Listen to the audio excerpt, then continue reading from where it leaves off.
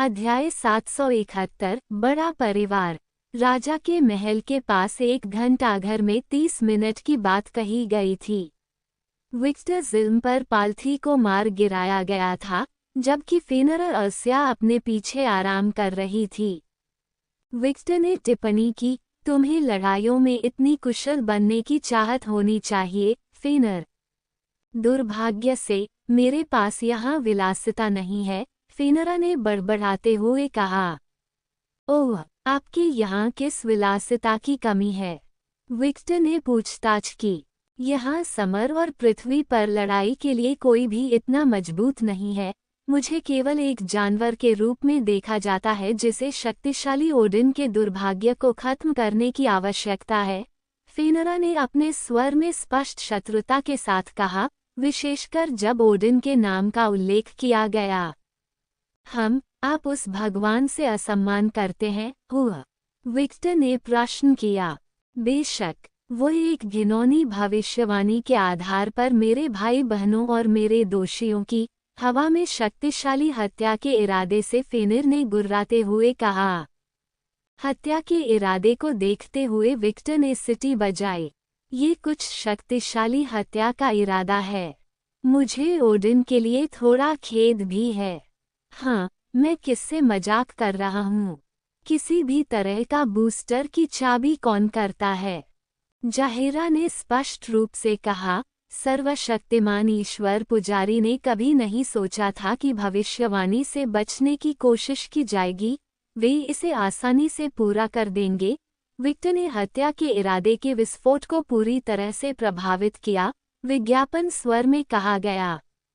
Victor की बातें दंग रह गईं। वुल्फ की हत्या करने का इरादा खत्म हो गया और उसने इस बात पर विचार करते हुए कहा कि विक्टर ने क्या कहा था। ... यह एक अच्छा है, फेनरा ने स्वीकार किया।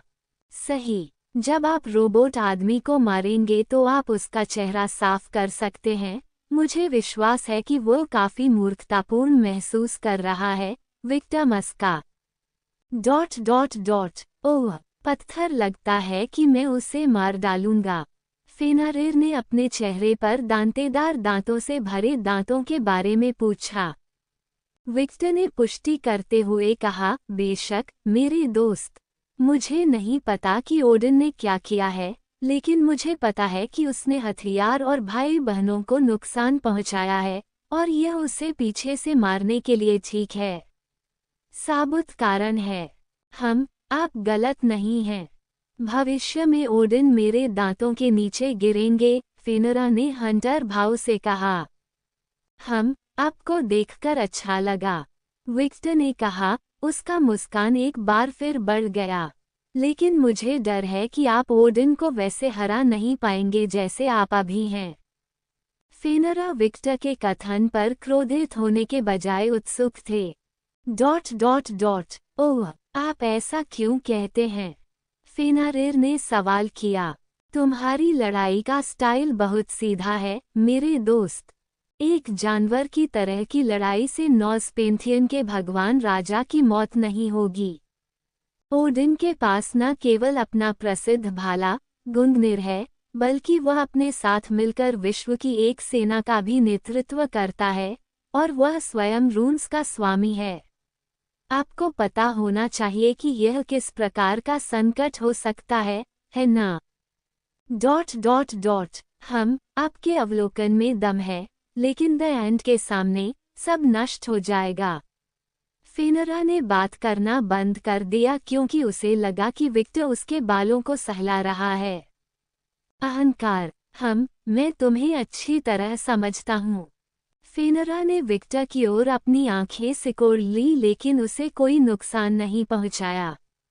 फेनर, मेरे दोस्त, अंत की अवधारणा निस्संदेह शक्तिशाली है, लेकिन ये केवल तभी मजबूत है जब यह व्यक्ति को छूती है ना? यह अच्छा है। फेनरा ने विक्टर के दुलार का आनंद लेते हुए अपनी आंखें थोड़ी बंद कर लीं। मैं तुम्हें हराने के हजारों तरीके सोच सकता हूँ, और तुम कभी भी मुझ पर उंगली नहीं उठाओगे। आपका क्या मतलब है? फेनरा ने लापरवाही से पूछा। शायद यह विक्टर के दुलार के कारण था, लेकिन अब वो काफी सहज महसूस कर रहा था।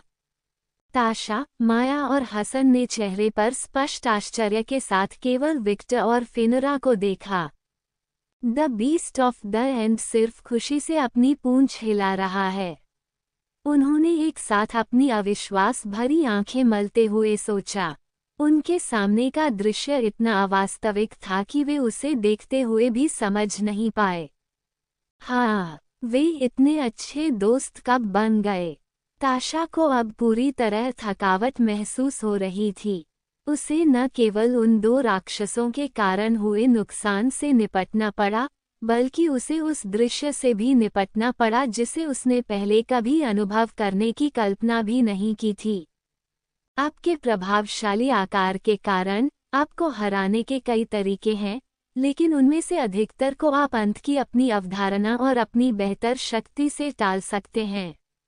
हालांकि यदि आप मेरे स्तर पर किसी ऐसे व्यक्ति से मिलते हैं जिसके पास ओडिन के गुण हैं, एक ईश्वर राजा जिसका मुख्य हथियार एक भाला है, रूनों पर महारत हासिल करने और उसके पक्ष में देवताओं का पूरा साम्राज्य होने के अलावा आपको अपने अलावा और भी बहुत कुछ की आवश्यकता होगी। आपको उसकी सेना से निपटने के लिए मजबूत अधीनस्थों की आवश्यकता होगी, और आपको अकेले ही ओडिन का सामना करना होगा। विक्टर ने एक आइस स्पीयर बनाया और एक रुख अपनाते हुए जमीन से उठ खड़ा हुआ। आओ, मुझ पर हमला करो। फिनरा ने अपनी आंखें सिकोड़ ली, लेकिन विक्टर के खेल में भाग लेने का फैसला किया। वुल्फ ने अपना स्थान ले लिया, और जैसे ही वह हमला करने वाला था, उसने विक्टर के मुंह से एक अपरिचित शब्द सुना। गुरुत्वाकर्षण विरोधी। अचानक उसे लगा कि उसका शरीर हल्का हो गया है और उसने अपना सारा सहारा खो दिया है, और पलक झपकते ही उसने अपने चेहरे पर एक बर्फ का भाला देखा। और तुम मर गए। ... फिनरा को अचानक महसूस हुआ कि गुरुत्वाकर्षण वापस लौट रहा है और वह जमीन पर गिर गया। युद्ध में रून्स का उपयोग करना अभी भी मुश्किल है। विक्टर ने बिना कोई भावना दिखाए आंतरिक रूप से शिकायत की, इसने आवश्यकता से अधिक ऊर्जा खर्च कर दी। मैं रून्स का मास्टर नहीं हूँ, और लड़ाई के दौरान रून्स का उपयोग करना बहुत चुनौतीपूर्ण है। गलत, यह असंभव है, माया और ताशा सोचते हैं, लेकिन वे जोर से टिप्पणी नहीं करते हैं। लेकिन ओडिन जैसा कोई व्यक्ति, जो बहुत सतर्क है, ने संभवतः आपके खिलाफ कई जवाबी उपाय किए हैं। इसलिए जब आप ओडिन पर हमला करते हैं, तो आपको उन रून्स के बारे में चिंतित होना चाहिए जो वह उपयोग कर सकता है। अपनी अंत की शक्ति से आप रून्स को मिटा सकते हैं, लेकिन इसमें कितना समय लगेगा? 2-3 सेकंड। उच्च स्तरीय लड़ाई में हर सेकंड मायने रखता है। इस बीच ओडिन आपको नुकसान पहुंचाने के लिए कई चीजें कर सकता है। फिनरा जमीन से उठ खड़ा हुआ और उत्सुकता से विक्टर की ओर देखने लगा। तो मुझे क्या करना चाहिए? अप्रत्याशित करो। कृपया अधिक विस्तार से बताएं, फिनरा ने अनुरोध किया। पब फ्यूचर द्वारा विज्ञापन। बेशक, विक्टर हल्के से मुस्कुराया। ओडिन तुम्हें एक जानवर के रूप में देखता है ना? उसका प्रयोग उसके खिलाफ करो। अधिक मानवीय रूप में लड़ना सीखें। इससे मुझे कैसे मदद मिलेगी? इसे इस तरह से सोचें। लड़ाई के बीच में आप अचानक एक अधिक मानवीय और सघन रूप में बदल जाते हैं, जिसमें आपकी सारी शक्ति होती है। उस क्षण ओडिन आश्चर्यचकित हो जाएगा और आप उसे अपने खतरनाक नुकीले दांतों से अक्षम कर सकते हैं। ... हम फिनरा इसके पीछे के तर्क को समझ सकता था। बेशक, अन्य तरीके भी हैं, जैसे ओडिन के स्वयं के अहंकार को उसके विरुद्ध उपयोग करना। ओह, आपका क्या मतलब है? ओडिन एक ईश्वर राजा है। अहंकार एक ऐसी विशेषता है जो सभी ईश्वर राजाओं के पास होती है। उसका उपयोग उसके खिलाफ करें और वहां हमला करें जहां उसे कम से कम उम्मीद हो। एक ऐसे व्यक्ति के रूप में जो भविष्यवाणी में विश्वास करता है, वह मानता है कि आप उस पर सीधे हमला करेंगे। उसका उपयोग उसके खिलाफ करें और उसके प्रियजनों पर हमला करें। विक्टर की मुस्कान तेजी से राक्षसी होने लगी। उनकी पत्नी, उनका सबसे छोटा बेटा, उनका सबसे वफादार सैनिक, इससे कोई फर्क नहीं पड़ता। किसी को चुनें और उन्हें अस्तित्व से मिटा दें। इससे ओडिन परेशान हो जाएगा और उसके गौरव को ठेस पहुंचेगी, एक भगवान का गौरव जो सोचता है कि वह सब कुछ जानता है। ये काम कर सकता है। माया, ताशा और हसन केवल अपने चेहरे से बहते ठंडे पसीने के साथ स्थिति को देख सकते थे। विक्टर, क्या वह वुल्फ ऑफ द एंड को और अधिक चालाक और क्रूर बनना सिखा रहा है? माया ने सोचा और उसके कार्यों का अनुमोदन किए बिना नहीं रह सकी। विक्टर ने फेनरा को ओडिन को हराने के विभिन्न तरीके समझाने में कुछ मिनट बिताए। क्या वह चिंतित था कि एक पैथियन इस तरह गायब हो सकता है? बिल्कुल नहीं। विक्टर ने फेनरा के साथ मारपीट की, और यद्यपि यह संक्षिप्त था, वह एक संबंध बनते दोस्तों का एक संबंध महसूस कर सकता था। विक्टर ने फेनरा को पहचान लिया और फेनरा ने विक्टर को पहचान लिया और इस खोज से एक दोस्ती का जन्म हुआ। वाक्यांश केवल जब आप किसी के साथ मारपीट का आदान प्रदान करते हैं तो आप उन्हें वास्तव में समझ सकते हैं, इस स्थिति पर पूरी तरह से लागू होता है। लेकिन फेनरा को पढ़ाने का आनंद लेने के बावजूद विक्टर अभी भी और अधिक लड़ना चाहता था। इस वजह से उसने अपने पाठों को बाधित कर दिया। वैसे भी मैंने तुम्हें पर्याप्त से अधिक युक्तियां दी हैं। ये तुम पर निर्भर है कि उनका उपयोग कैसे करना है। आप मुझे नहीं सिखाएंगे। मैंने वास्तव में कभी किसी से लड़ना नहीं सीखा है। मैं सब कुछ सहज भाव से करता हूँ। फेनरा को अब तक कभी भी प्रशिक्षण की आवश्यकता महसूस नहीं हुई थी, और उसे कभी कोई ऐसा व्यक्ति नहीं मिला जिसे वह अपने बराबर मान सके। यहाँ तक कि अपने भाई बहनों के संबंध में भी उनके मन में उनके प्रति कुछ उपेक्षा का भाव था, हालांकि वह उनका थोड़ा सम्मान करते थे। विक्टर ने 2 बार पलकें झपकाईं, एक पल के लिए उसे लगा कि उसने गलत सुना है। ... बेशक, मैं तुम्हें सिखा सकता हूँ। रग्नारोक के जानवर को पढ़ाओ, उसे गिने। निस्संदेह वह ऐसा करेगा। भविष्य में फेनरा कितना मजबूत हो जाएगा इसकी कल्पना मात्र से ही विक्टर का खून उम्मीदों से खौलने लगा। विक्टर ने खुश होते हुए सोचा, तो जब स्कैथा ने मुझे पढ़ाया तो उसे ऐसा ही महसूस हुआ। सचमुच, उस मामले में मैं आप पर भरोसा कर रहा हूँ। फेनरा का शरीर चमकने लगा और अगले ही पल लंबे सफेद बालों और कमर तक पहुंची काली धारियों वाली एक आकृति विक्टर के सामने प्रकट हुई। आकृति के सिर पर 2 भेड़िए के कान और एक भेड़िए की पूंछ थी। पैर अभी भी भेड़िए के ही थे, जैसे भुजाएं पंजे थीं, और प्राणी के दांत उसके वयस्क भेड़िया रूप की तरह ही नुकीले थे। कुल मिलाकर यह आकृति वयस्क वुल्फ फॉर्म के हाइब्रिड संस्करण की तरह लग रही थी। ... आप एक महिला थीं। विक्टर ने भौहें उठाईं। मैं एक महिला नहीं हूँ। मैं एक लिंगहीन प्राणी हूँ। एक प्राणी के रूप में जो अंत की अवधारणा का प्रतिनिधित्व करता है, मेरे पास ऐसे गुण नहीं हो सकते जो मुझे कुछ बनाने की अनुमति दें। यह मेरे स्वभाव के खिलाफ है। ये फॉर्म अजीब लगता है। इस रूप में भी इसकी राजसी आवाज अपरिवर्तित रही। यदि वह एक लिंग आधारित प्राणी होता, तो इसका मतलब ये होता कि वह प्रजनन कर सकता था या बच्चे पैदा कर सकता था, जिसका अर्थ जीवन का सृजन करना होगा, और वह कार्य स्वयं उसके स्वभाव के विरुद्ध होगा क्योंकि हर चीज का अंत होगा। दिलचस्प में उस स्थिति में सभी अंत प्राणी फेनरा लिंग रहित प्राणियों की तरह होंगे। तो मैं इस फॉर्म में कैसे लड़ सकता हूँ? मास्टर, फेनरा ने सवाल किया।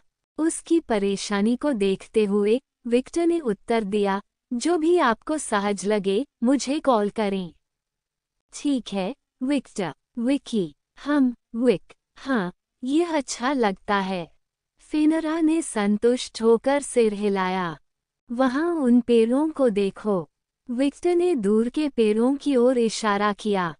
हाँ, फेनरा ने जिज्ञासु होकर उत्तर दिया। सहज रूप से हमला करें, अपने शरीर को जैसा चाहे वैसा करने दें। ठीक है। फेनरा ने लापरवाही से दूर से हमला किया और उसके सामने का परिदृश्य पूरी तरह से नष्ट हो गया। बहुत सारे अनावश्यक आंदोलन और अत्यधिक विनाश। ओडिन जैसे प्राणियों के खिलाफ आपको अपने अधिकांश हमलों को उसके खिलाफ केंद्रित करने पर ध्यान केंद्रित करना चाहिए। फेनरा को समझ नहीं आया। मुझे देखो। विक्टर अपनी जेबों में हाथ डालकर फेनरा के सामने की ओर चला गया।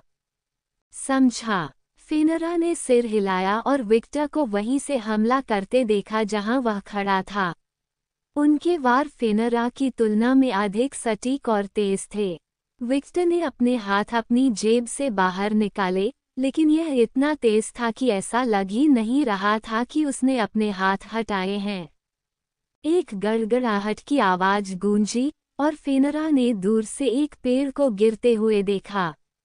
उसके विपरीत, जिसने उसके सामने सब कुछ नष्ट कर दिया था, विक्टर ने केवल एक पेड़ को नष्ट किया था। उस पेड़ को हुई क्षति स्पष्ट रूप से फेनरा के पिछले हमले से अधिक विनाशकारी थी। परिशुद्धता, कौशल और न्यूनतम प्रयास के परिणामस्वरूप महान विनाश होता है। यदि आप उस बिंदु तक महारत हासिल कर सकते हैं जो मैंने लापरवाही से किया, तो आपका सामना करने पर भगवान राजा को कष्ट होगा। फेनरा की आंखें उत्साह से चमक उठीं। मुझे सिखाओ, विक।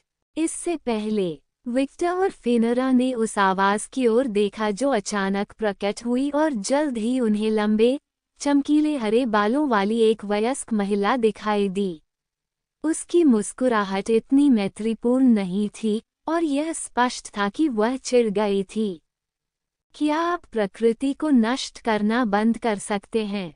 इससे पहले कि विक्टर कोई प्रतिक्रिया सोच पाता, उसने अपने मन में रॉक्सन की चीख सुनी। प्रिया, ये वह है।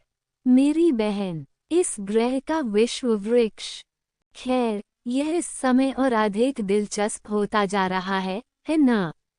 केवल एक नज़र से विक्टर बता सकता था कि यह विश्व वृक्ष उसके सकारात्मक पहलू के विपरीत एक पहलू का प्रतिनिधित्व करता है। माँ, क्या आप इस बारे में निश्चित हैं? पेपर ने स्कैथा से चिंता के साथ पूछा। पब फ्यूचर द्वारा विज्ञापन। हाँ, मेरी बेटी, मैं हूँ, स्कैच ने उत्तर दिया। लेकिन आप अंडरवर्ल्ड में जा रहे हैं, है ना? जीवित लोगों के लिए विषाक्त मियास्मा से भरी जगह। पेपर निश्चित नहीं थी कि उसे जाना चाहिए या नहीं।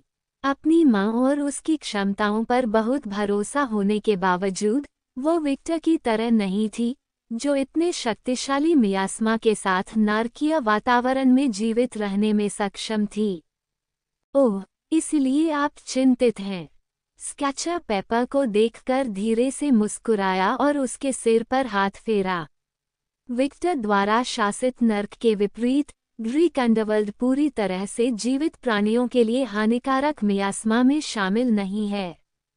केवल कुछ क्षेत्र जहरीले हैं और उनमें मियास्मा है। आमतौर पर, वे क्षेत्र टाटस के करीब हैं, जहां मियास्मा की उच्चतम सांद्रता मौजूद है। तो, जब तक आप उन क्षेत्रों में नहीं जाते, तब तक आप ठीक रहेंगे। काली मिर्च ने पूछा। हाँ, स्कैच ने सिर हिलाया। पेपर आश्वस्त लग रही थी, लेकिन साथ ही, उसे अभी भी संदेह था। चिंता मत करो, काली मिर्च। हमारी माँ सबसे शक्तिशाली महिलाओं में से एक है जिनसे आप कभी मिले हैं, और वो एफ्रोडाइट और मॉर्गन के साथ अंडरवर्ल्ड में जा रही है। एक अपनी शक्तियों से हर किसी को मंत्रमुग्ध कर सकती है और दूसरी एक परमाणु बना सकती है नर्क में विस्फोट। वह ठीक हो जाएगी, सिएना ने समझाया। उसे निक्स पर बिल्कुल भी भरोसा नहीं था, लेकिन उसे बाकी लड़कियों पर पूरा भरोसा था। पेपर ने सिर हिलाया और धीरे धीरे उसकी अभिव्यक्ति आश्वस्त हो गई। हाँ, माँ सबसे मजबूत है। मेरी बेटी, एक पल के लिए मुझे आश्चर्य हुआ कि क्या तुम्हें मेरी ताकत पर संदेह है। पेपर स्पष्ट रूप से घबरा गया और उसने तुरंत हकलाते हुए उत्तर दिया, बिल्कुल नहीं, माँ। मैं आप पर कभी संदेह नहीं करूँगा। वास्तव में, हाँ, 100%। स्कैचर अपनी बेटी को ऐसे देखती रही जैसे एक शिकारी अपने शिकार पर नजर रखता है। काली मिर्च चुप हो गई, शेर के मुंह में हिरन की तरह महसूस कर रही थी। वह जानती थी कि कोई भी आंदोलन जो उसके शब्दों की सत्यता के बारे में संदेह पैदा करता है, उसके परिणामस्वरूप एक यातनापूर्ण प्रशिक्षण सत्र होगा। माँ और बेटी के बीच चंचलता को देखकर सिएना ने अपनी आंखें घुमाईं। जैसे ही उसने अपने आसपास की महिलाओं को देखा, उसने एग्नेस और वायलेट के आसपास बड़ी उम्र की महिलाओं के समूह को देखा। समूह में देवी देवता और कुछ अनुभवी पिशाच शामिल थे, जैसे नताशिया, मॉर्गन और जीन। कुछ सेकंड तक एग्नेस को देखने के बाद सिएना ने दूर देखा और रूबी के पास पहुंची, जो नीरो, ओफिस, लेकस और साशा के बगल में खड़ी थी। रूबी, मेरा एक प्रश्न है। यह क्या है, बहन? आपने एडोनिस के साथ हुई घटना के कारण एग्नेस और वायलेट को अंडरवर्ल्ड में जाने पर प्रतिबंध लगा दिया। हाँ, रूबी ने उत्तर दिया। कुछ सेकंड के लिए सिएना को देखा और फिर वायलेट और एग्नेस पर अपनी निगाहें लौटा दी। हम अंडरवर्ल्ड में केवल एक वस्तु प्राप्त करने और वापस आने के लिए जा रहे हैं, 4 मोर्चों पर युद्ध में शामिल होने के लिए नहीं। क्या आप निश्चित हैं कि उन्हें उनके बदला लेने से वंचित करना एक अच्छा विचार है? सिएना ने सवाल किया। हम उन्हें उनके बदला लेने से वंचित नहीं कर रहे हैं, साशा ने हस्तक्षेप करते हुए सिएना का ध्यान अपनी ओर आकर्षित किया। साशा ने कहा, हम बस उनका बदला स्थगित कर रहे हैं।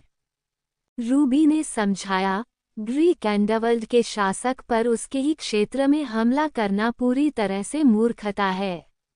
शासकों का अपने क्षेत्र पर पूरा प्रभुत्व है। ये लगभग अपने ही क्षेत्र में एक मास्टर चुड़ैल से लड़ने जैसा है। साशा ने कहा, जब समय आएगा, हम बदला लेने में उनकी मदद करेंगे, भले ही इससे डेमेटर के साथ हमारे रिश्ते में तनाव आए। कृषि की देवी समूह के लिए अत्यंत महत्वपूर्ण हो गई थी। कारण स्पष्ट था, गैर पिशाच आबादी में अचानक वृद्धि के साथ नियमित भोजन और भी महत्वपूर्ण हो गया था। चूंकि नाइटिंगेल में पारंपरिक पाक कौशल का अभाव था, इसलिए देवी की सहायता की अत्यधिक सराहना की गई। इस कारण से रूबी ने साशा की तरह सटीक प्रतिक्रिया नहीं दी। वह भावनाओं से अधिक तर्क को महत्व देती थी, लेकिन इस संबंध में उसकी उदासीनता के बावजूद वह हमेशा अपने परिवार के साथ रहती थी। डेमेटर के स्थायी रूप से अनुपलब्ध हो जाने की स्थिति में उसे बस जवाबी उपाय तैयार करने की जरूरत थी। हालांकि यह अभी असंभव लग सकता है, लेकिन भविष्य में यह निश्चित रूप से एक वास्तविकता बन जाएगा। मैं तैयार हूँ, स्केच ने अचानक घोषणा की। पूरे शरीर का कवच पहना हुआ था और रून से सजा हुआ भाला लहरा रहा था। वह युद्ध के लिए पूरी तरह तैयार थी। अपनी मां को इस रूप में देखकर रूबी को कुछ पूर्वाभास होने लगा। आपकी मां की गणना, क्या मैं मूल रूप से एक और विक्टर को ग्रीक नर्क में नहीं भेज रहा हूँ? उसने सोचा। स्केच ने अपनी गर्दन काट ली और देवी की ओर चल दी। घर का प्रबंधन रखें, रूबी, स्कैथर ने कहा। हाँ माँ, रूबी ने उत्तर दिया। रूबी, ये सिर्फ मेरी कल्पना हो सकती है, लेकिन मुझे ऐसा क्यों लगता है कि हमारी मदर गॉडेसलेयर की डिग्री धीमी है। लाइकस ने टिप्पणी की। उसके पास पहले से ही वह डिग्री है, लाइक्स, लेकिन उसने कभी भी किसी भगवान को प्रतिष्ठित रूप से नहीं मारा है ना? रूबी ने अनिश्चित रूप से उत्तर देते हुए कहा, ठीक है। मैंने पूछा नहीं, लेकिन शायद उसे पता है। नीरो ने कहा, स्केच बहुत अद्भुत है। हाँ, ऑफिस ने सहमति व्यक्त की। मुझे आश्चर्य है कि हम इतने बड़े कैसे बन गए। अगर हम प्रशिक्षण लेते हैं, ऑफिस ने उत्तर दिया। नीरो ने बड़बड़ाते हुए कहा, उसे प्रशिक्षण पसंद नहीं था, इसलिए नहीं बल्कि इसलिए क्योंकि यह वास्तव में घटक था। उस बात को एक तरफ रखा गया है। क्या आप अपने पिता के संपर्क में हैं? नहीं, मेरे पापा अनुपलब्ध हैं। फिर से नीरो ने सोच समझकर अपनी ठुड्डी को हिलाया। मुझे आश्चर्य है कि एक आदमी जो अपनी बेटी से इतना प्यार करता है वो उसके कॉल का जवाब क्यों नहीं दे रहा है। ... उसे एक नई बेटी मिल गई। नीरो ने चौंककर ऑफिस की ओर देखा। लड़की के चेहरे पर थोड़ा उदास भाव देखकर वह उसके पास से गुजरती है। क्या हुआ, ऑफिस? मेरी नई माँ की एक बेटी है। शायद मेरी जगह बेटी ले ली है। वह ऐसा कभी नहीं चाहेगा, है ना? नीरो ने उत्तर के लिए रूबी की ओर देखा। रूबी ने तटस्थ भाव से उत्तर दिया, जहाँ तक मुझे पता है, व्लाद ऑफिस को कभी नहीं छोड़ेगा। तो फिर वह मुझे उत्तर क्यों नहीं दे रहा? ऑफिस ने प्रश्न पूछे। ... शायद कुछ हुआ है, सिएना ने कहा। ... पहले उनके पास हमेशा के लिए समय होता था। यहाँ तक कि जब भी मैं फोन करता हूँ तो अच्छे पिता को भी हमेशा के लिए याद करते हैं, ऑफिस ने शोक व्यक्त किया। लड़कियां एक दूसरे की ओर देखें, समझ में नहीं आ रहा कि क्या करें। उन्हें व्लाद के काम के बारे में कोई जानकारी नहीं थी, और जब रूबी ने कुछ पता लगाने की कोशिश की, तब भी उन्हें कुछ भी नहीं मिला। नीरो ने नामांकित से कहा, अगर व्लाद जवाब नहीं देता है तो कोई बात नहीं। हम हमेशा आपके लिए यहाँ रहेंगे, ऑफिस। और अगर वह उत्तर देने में बहुत अधिक समय लेता है, तो हम जानकारी मांगेंगे, भले ही इसके लिए बल प्रयोग करना पड़े। बड़े अपने परिवार पर विश्वास रखें। माँ, बड़ा परिवार। अंत में ऑफिस मंद मंद मुस्कुराया। अध्याय 772। एलिजाबेथ, लियोना, नतालिया और बिग गाई द लाइकोस क्लैन के मैदान में बेला के साथ जा रहे थे। बेला ने बताया, लाइकोस कबीला वेयरवुल्फ सोसाइटी के सबसे पुराने कुलों में से एक है। हमारे पूर्वज तब यहाँ थे जब वेयरवुल्फ के पूर्वज समर में आए थे, एक ऐसा ग्रह जहाँ सबसे पुराने स्वतंत्र रूप से सत्य थे। जब वेयरवुल्फ के वर्तमान राजा ने सत्य शक्ति बनाई थी तब हमारे पूर्वज बने हुए थे। इस ग्रह पर होने वाली हर महत्वपूर्ण घटना में लाइकोस कबीले का कोई भी व्यक्ति मौजूद नहीं था। इस अध्याय का प्राथमिक अपलोड N0V3LB1N पर हुआ। बेला के एक कमरे में नमाज हुई जो एक बड़ी लाइब्रेरी थी। सबसे पुराने कुलों में से एक होने के नाते हमारे करीबी विशेषाधिकार कई हैं। कबीले के मुख्यालय के रूप में इतना बड़ा क्षेत्र मौजूद है, उनमें से एक है सामान्य कबीला, यहाँ तक कि वर्तमान अल्फा कबीले भी नहीं ऐसा कर सकते हैं। बेला साकेरियल जारी नहीं रखता क्योंकि अचानक उन सभी ने एक दहाड़ एकता बनाई जिसने सभी की प्रवृत्ति को बढ़ावा दिया। बिग गाई ने तुरंत खुद को लियोना के सामने खड़ा कर दिया और उसे भी खतरे में डाल दिया। नतालिया लियोना के पास के द्वीप पर, जो बिल्डर भवन की ओर देख रही थी और किसी भी समय अपनी शक्ति का उपयोग करने के लिए तैयारी कर रही थी। कागुया, ईव, ब्रोना, रोबर्टा, अन्ना और मारिया लियोना की छाया से और उनके चारों ओर फैल गए। वे ग्रुप के लिए एक सुरक्षित प्लांट स्थापित करने की तैयारी कर रहे थे जब पूरे शहर में फिर से एक अलग भारी प्लांट उतार दिया गया। इससे भी अधिक भयानक भावना शहर में छाई हुई थी, एक ऐसी भावना जो वहां मौजूद लोगों से बहुत परिचित थी। यह क्या है? अपने बेला को कैथोलिक जमीन पर गिरा दिया। उसे ठंड, कमजोरी और डर महसूस हुआ।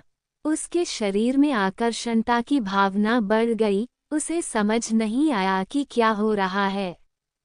बेला ने लियोना की ओर देखा और महिला को धीरे धीरे देखते देखा। केवल वही नहीं, आश्चर्यजनक रूप से प्रकट होने वाले पिशाच भी एक जैसे ही दिखते थे। बेला को आश्चर्य हुआ कि ऐसा क्या हुआ कि हर कोई इस तरह प्रतिक्रिया करने लगा। आपने पूछा कि यह क्या है? लियोना ने अचानक बात शुरू कर दी। हाँ, वह मेरी डार्लिंग है, प्रिया। बेला ने लियोना की बातें दोहराईं, लेकिन जैसे उसका दिमाग फिर से काम करने लगा, उसे समझ आ गया। आप दानव राजा के बारे में बात कर रहे हैं। हाँ, ऐसा लग रहा है जैसे मेरा बेटा फिनरा के खिलाफ लड़ रहा है, ईना ने बेला को चारों ओर से देखते हुए जवाब दिया। बेला ने लंबे काले बाल और लाल आंखों वाली उस महिला को देखा जिसने चौड़ी आंखों से ये शब्द कहे थे। क्या वह दानव राजा की मां है? ये विचार कुछ ही सेकंड तक चला जब अन्ना के अन्य शब्दों में उनके मस्तिष्क में प्रवेश हो गया। ... क्या वह फिनरा से लड़ रही है? बेशक वह है। डार्लिंग कभी भी किसी मजबूत व्यक्ति से लड़ने का मौका नहीं चूकता, मारिया ने उपहास किया। पहली दहाड़ द बीस्ट ऑफ रग्नारोक से आई होगी। ऐसा लगता है जैसे डार्लिंग ने अपना एक लक्ष्य हासिल कर लिया है। ईव ने कागुया से धीरे से बात की। मम्मा, कागुया ने सिर हिलाया और फिर चारों ओर देखा। पब फ्यूचर द्वारा विज्ञापन, जोड़ियों में बंट जाओ और लाइब्रेरी में फैल जाओ। जब तक लियोना यहाँ है, किसी को भी प्रवेश नहीं करना चाहिए।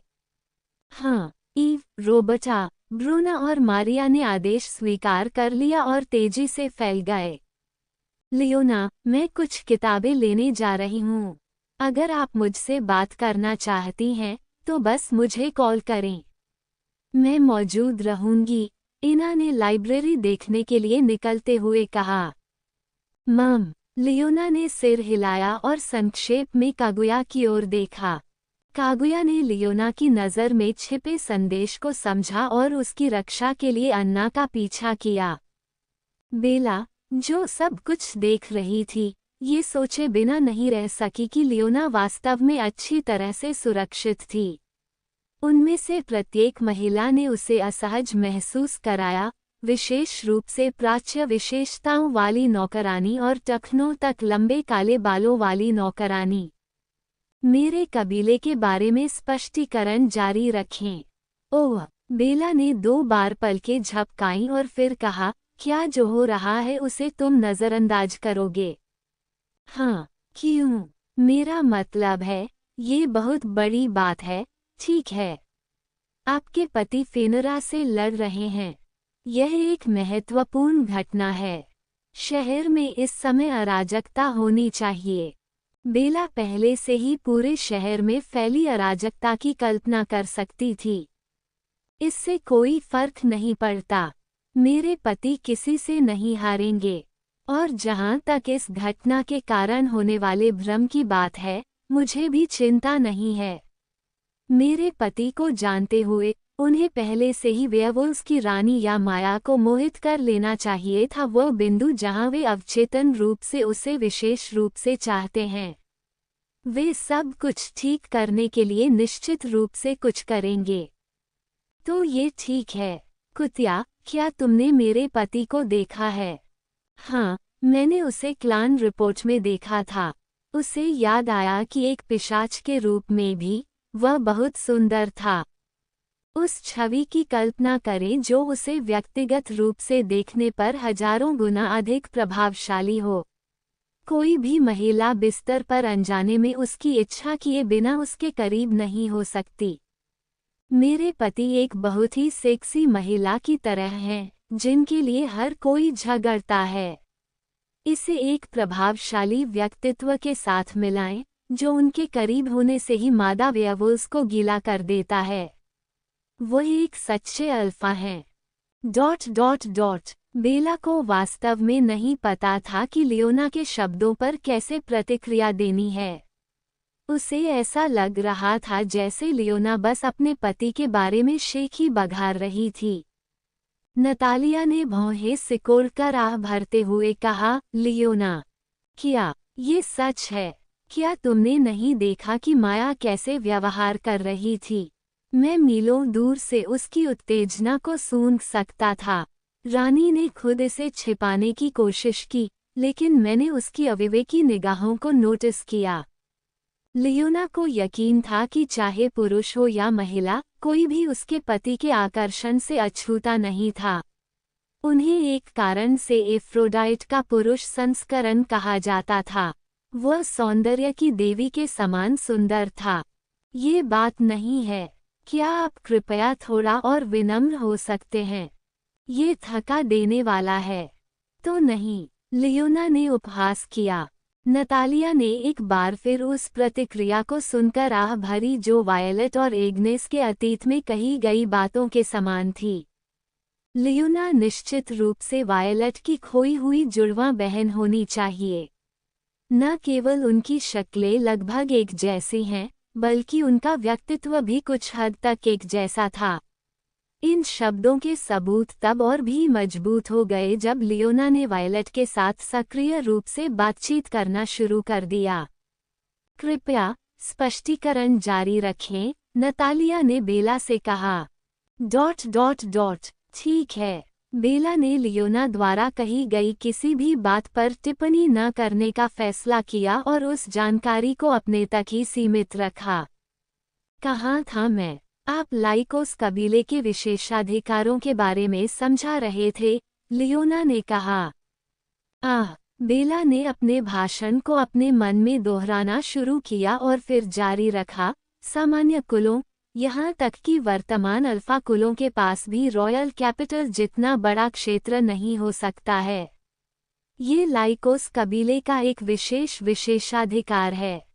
पब फ्यूचर द्वारा विज्ञापन। एक पूर्वज की पत्नी के रूप में, आपको पूर्वजों के बारे में कुछ पता होना चाहिए, है ना? हाँ, लियोना ने हल्की मुस्कान के साथ सिर हिलाया। किसी कारण से बेला को लियोना की वो मुस्कान काफी विकृत लगी। लियोना, नतालिया ने कसम खाई कि इस यात्रा के दौरान वह अपना धैर्य खो देगी। यह मेरी गलती नहीं है कि आपकी कल्पना इतनी विकृत है, लियोना ने उपहास किया।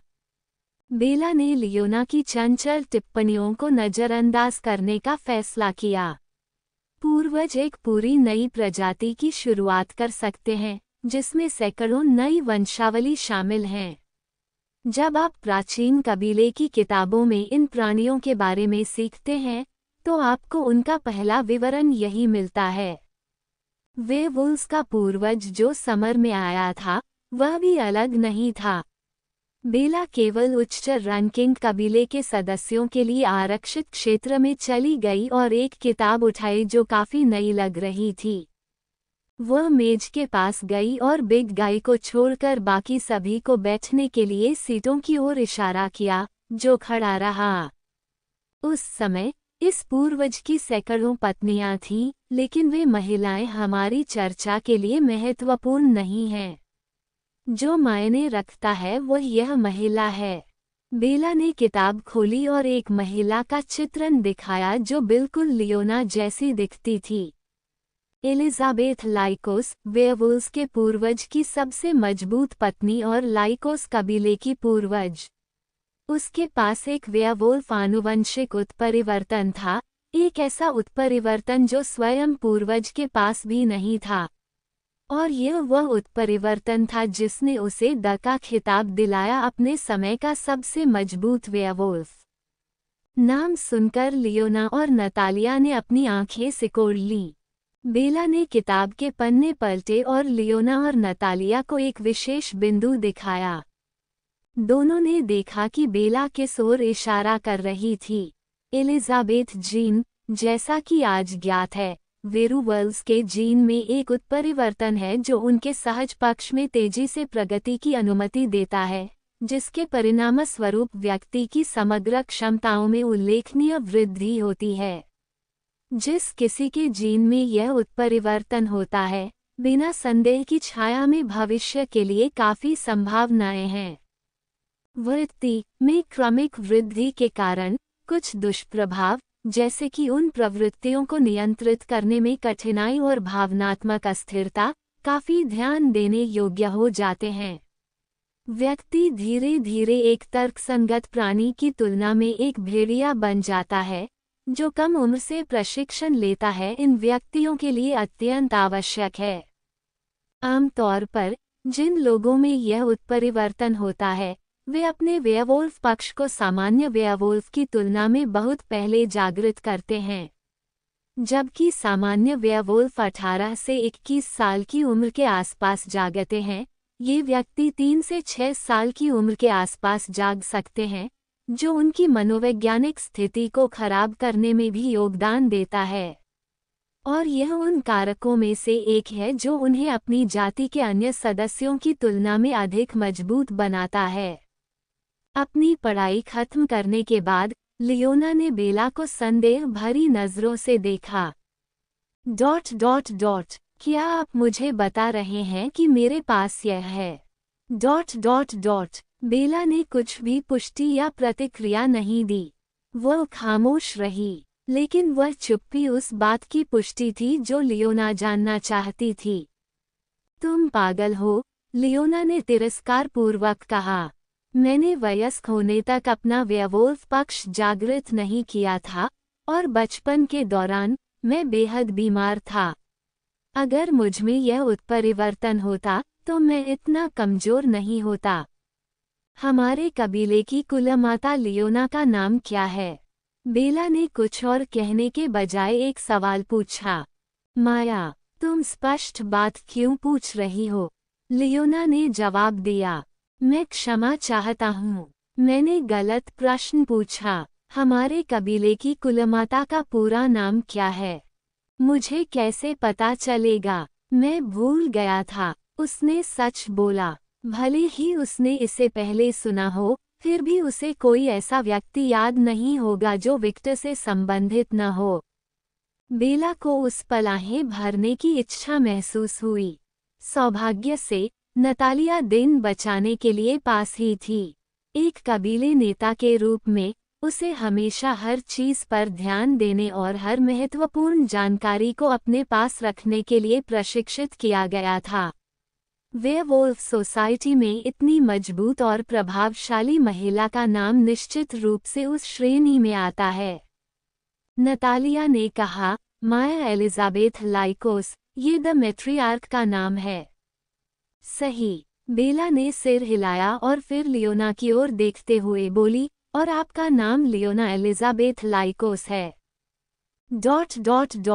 तो क्या हमारे नाम समान हैं? और बस इतना ही? आपके पास भी शायद ऐसा ही कुछ है, हमारे पूर्वज को श्रद्धांजलि के रूप में या कुछ और? लियोना ने उत्तर दिया। बेला ने लियोना की बातों को नकारते हुए अपना सिर इधर उधर हिलाया। मौजूदा लाइकोस कबीले में किसी के भी नाम में एलिजाबेथ नहीं है, केवल आप और मेरी माँ।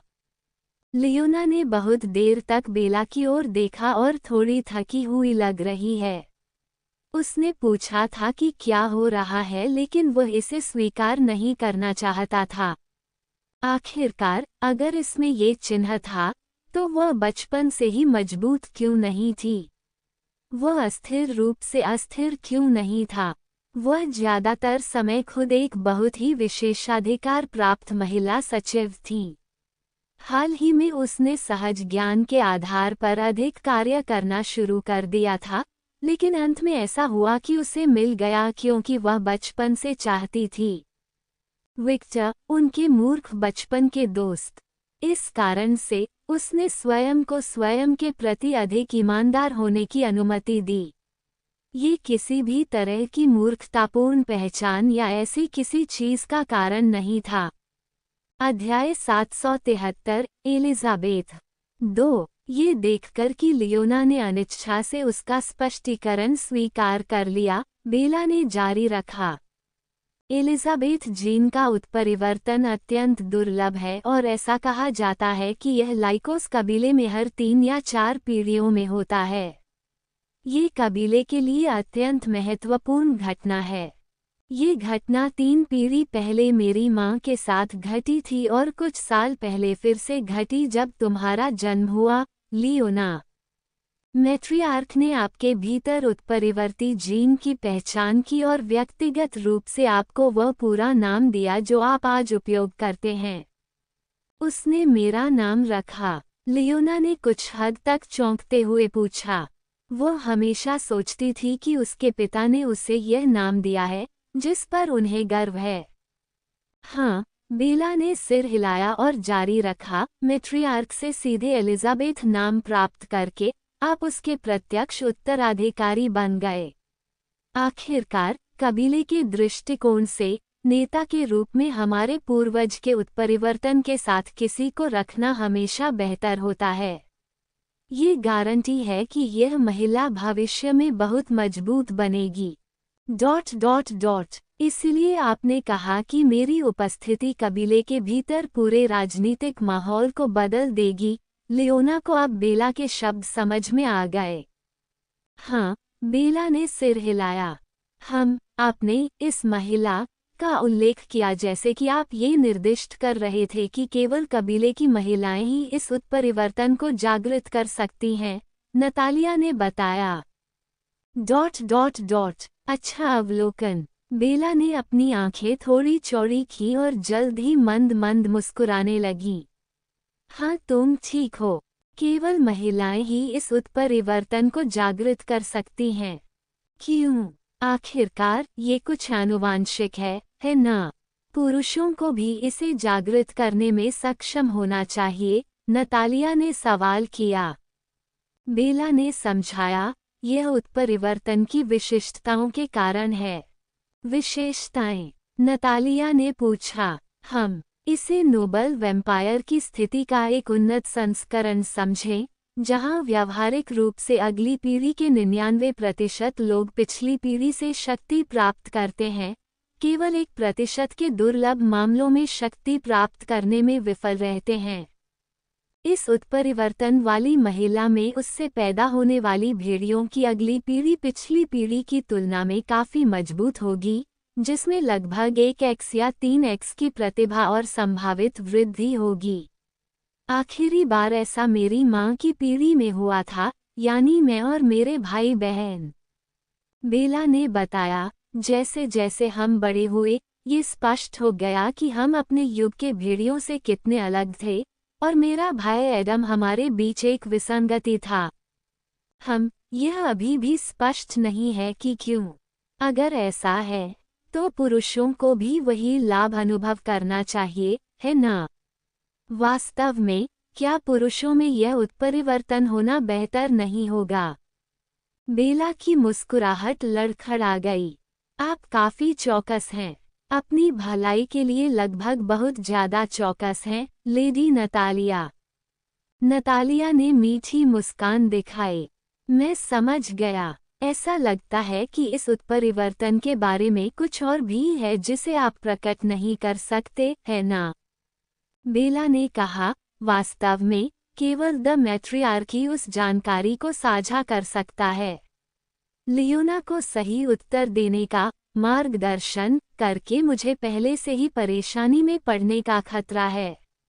मैं और अधिक समस्याओं में शामिल नहीं होना चाहती। मैं समझता हूँ। इस कुछ और के कारण जिसे आप प्रकट नहीं कर सकते, लाइकोस कबीला हमेशा वेयरवुल्व्स के राजा के लिए एक जनरल तैयार करने में सक्षम रहा है। नतालिया को अब समझ में आया कि लाइकोस कबीला हमेशा क्यों होता है वेयरवुल्फ किंग के लिए जनरलों का निर्माण किया। इस उत्परिवर्तन को केवल वंश वृद्धि से अधिक कुछ प्रदान करना चाहिए, अन्यथा वे इसे इतना महत्व नहीं देते, नतालिया ने सोचा। और इस उत्परिवर्ती जीन के कारण अन्य कुलों के सभी अल्फा वेयरवुल्व्स हमारे कबीले की महिलाओं और पुरुषों के साथ संबंध बनाना चाहते हैं। वे अपने लिए इस उत्परिवर्तन को प्राप्त करने का मौका चाहते हैं। बेला ने इन कुलों की मूर्खता का उपहास किया। ये स्पष्ट था कि माया कभी भी एलिजाबेथ जीन के साथ पैदा हुए किसी भी व्यक्ति को कबीले से बाहर नहीं रहने देगी। यहाँ तक कि अन्य अल्फा कुलों की महिलाओं और पुरुषों से पैदा हुए दुर्लभ पोते पोतियों का पालन पोषण लाइकोस कबीले के भीतर ही हुआ था। सौभाग्य से चूंकि अधिकांश कबीले के आंतरिक संबंध हैं, इसलिए हमें इसके कारण कभी भी बड़ी समस्या नहीं हुई। पब फ्यूचर द्वारा विज्ञापन। जब नतालिया और बेला ने बातचीत की तो लियोना ने पूरी स्थिति के बारे में अपने निष्कर्ष निकाले और उसकी कल्पना को वो पसंद नहीं आया जो उसने कल्पना की थी। तो आप मुझे प्रजनन मशीन के रूप में उपयोग करना चाहते हैं? लियोना की आंखें हल्की सी चमक उठीं। आप किस बारे में बात कर रहे हैं? बेला ने भ्रमित होकर लियोना की ओर देखा। ...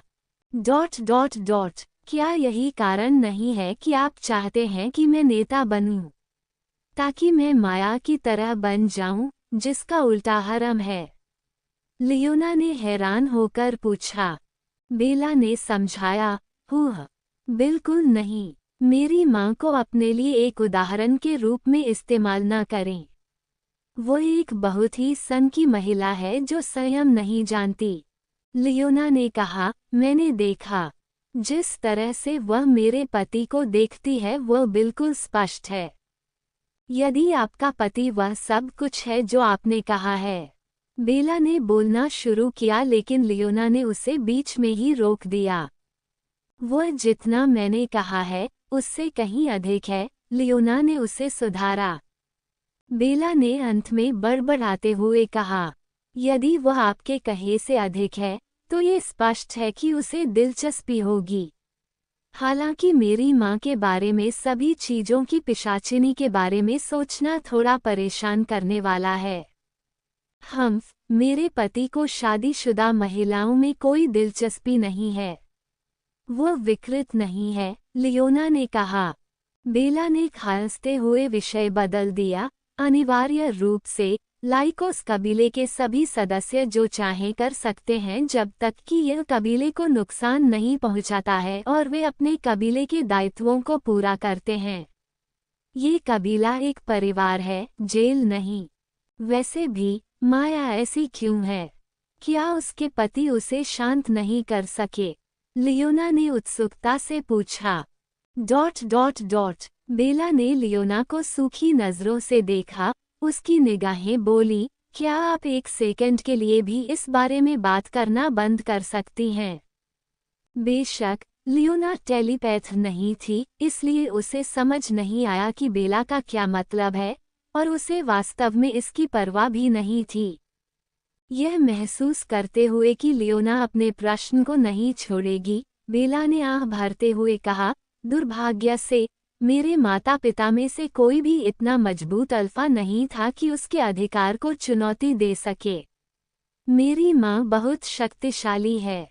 उनमें न केवल एलिजाबेथ जीन है जो उसके वेयरवुल्फ पक्ष में उत्परिवर्तन का कारण बनता है, लेकिन उसने एक पूर्ण वेयरवुल्फ की स्थिति भी हासिल कर ली है जो नोबल वैम्पायर के पूर्ण परिवर्तन के बराबर है।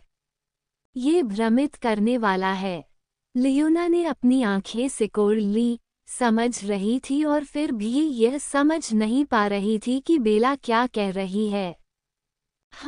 उसने स्पष्टीकरण को बहुत जटिल बना दिया है। नतालिया ने सिर हिलाया और लियोना को समझाया, सरल शब्दों में, माया के पास एक महान सुपर सयान के जीन है और वो एक सुपर सयान में बदल सकती है जो सामान्य सयानों की तुलना में बहुत मजबूत है।